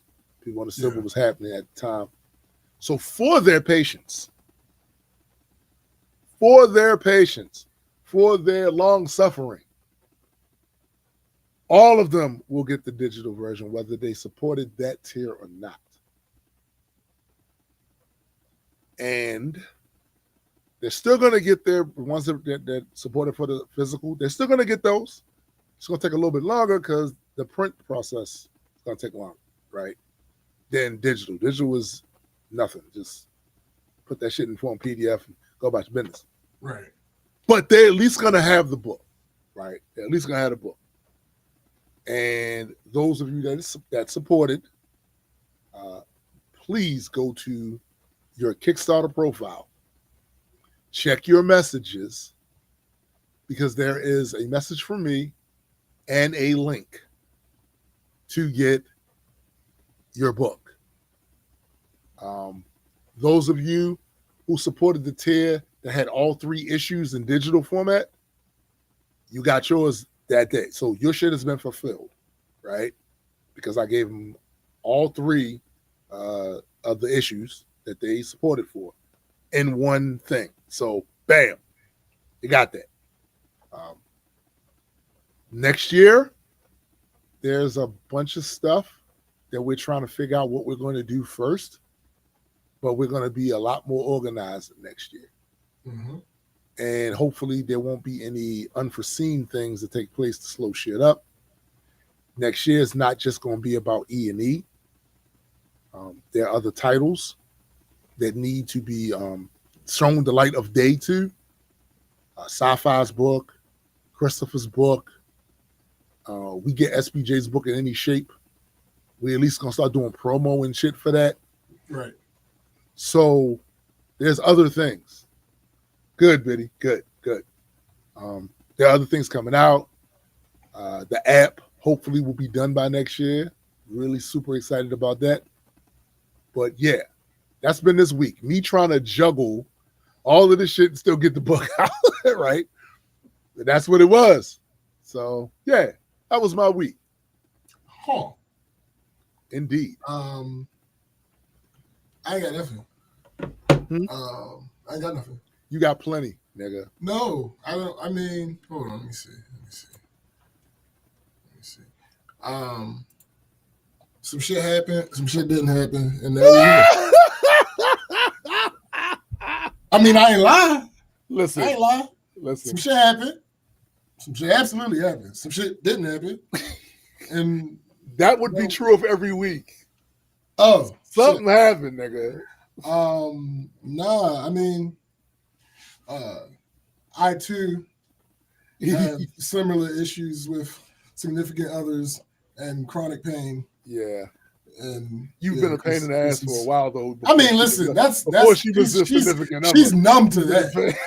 Yeah, she's numb to that. But yeah, she had an issue with her back this week that was fucking her up. That's crazy that this happened the same goddamn week. Same exact week. She went to patient first. Her patient first experience was much better than y'all Kaiser experience, because nigga. Yeah. But that's one of the reasons that she's so happy that she's not with Kaiser anymore. I'm so happy I'm not with Kaiser anymore. Because I mean there are pros and cons to everything. Yes, absolutely. But it seems like the average person tends to get more pros from not being with Kaiser than being with Kaiser. Being positive, yeah. Yeah. So there was that. How in the past, like the last week and the week prior, we was talking about a bunch of money being spent, not necessarily on responsibilities and stuff like that. Oh yeah. This was more of on responsibilities type. Okay. Gotcha. Yeah, so it's a lot of lies been told around this table. A lot of lies been told around this table tonight. A lot of money spent this week on responsibility and adult type shit. Had to buy a new mattress because we believe that that's a part of the issue. Yo, why is GA? That is probably part of the issue. Why is GA about to knock somebody? Yeah, cut that shit out, bro. He's about to, like you can't be a menace in several disciplines. Come on. This nigga already knocking niggas out with bars. Right. So this is significant. Oh, but hold up. Let's talk about that mattress shit real quick. Yeah, that's probably what's going on over there. Yeah. It's too soft. Yeah. The funny thing is, so because I thought about it, I'm like, all right, because it's 3 things really that we were thinking about getting next as far as adulting type things. Right. It was the mattress, because when it first happened, I mentioned that it possibly had something to do with it. Right. So yesterday it was like, all right, what do you want first? We need a deep freezer. We need a mattress. We have one, but no, I'll take that back. We don't need a deep freezer. We just need a refrigerator down this motherfucker, because digging down in that deep freezer to find shit is ass. It's ass.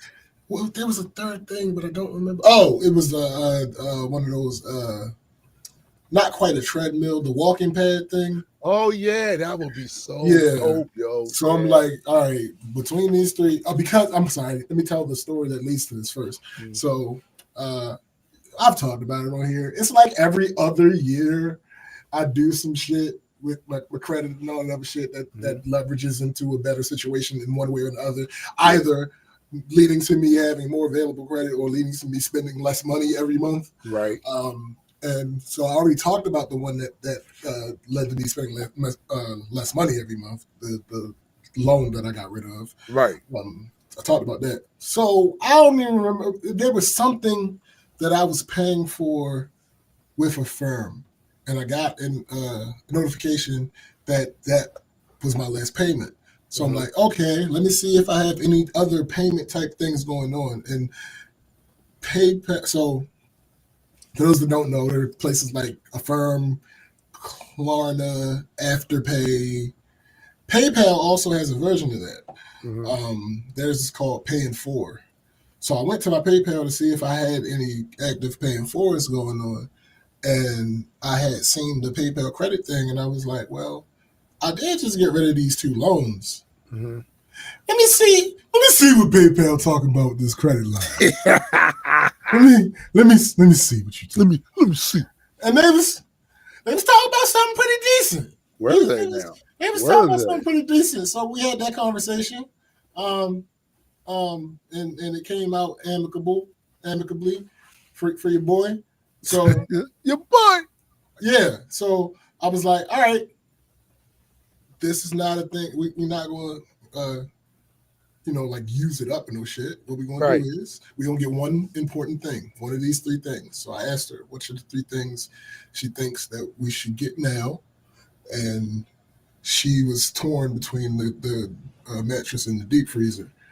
And we ended up settling on the mattress. So the thing is, I didn't know how to search for a mattress. Right. So I went to my handy dandy YouTube. The YouTubes. And we found this video. It was exactly what I was looking for. Like there was no way of me knowing when I clicked on the video, but literally it started off, are you having back pain that you think may be caused from your mattress? I'm like, yo, I just looked over at her like, they bugging you. They bugging you. That's you. They're talking about you. They know. So, because I had never, and The Rock means never. Right. Bought a quote unquote real mattress before. Right. I was aware of how much it cost, and that's why I had never. Of course. Bought a quote unquote real mattress before. I had looked at them, and the one that they recommended wasn't that. It was expensive because it's expensive. Yeah, but it wasn't that bad. It wasn't that bad. Yeah. So I looked over there. On top of that, you got $100 off if you spend $1,000 and all this other bullshit. I'm like, oh, all right, bet. So we went ahead and did that. I had we got to get our brakes done and our oil changes. So I went ahead and took care of that. I got an appointment set up for this nigga said call him Jamal Wick. I'm done. That's hilarious. I had set up an appointment for me to get new tires next week. So just a bunch of adulting. I don't like that shit. Yo, I really don't like. Adultery is something that I don't really be like. No. What's wrong? Adulting. Oh, adulting. My bad. I was thinking of something else. No, nigga.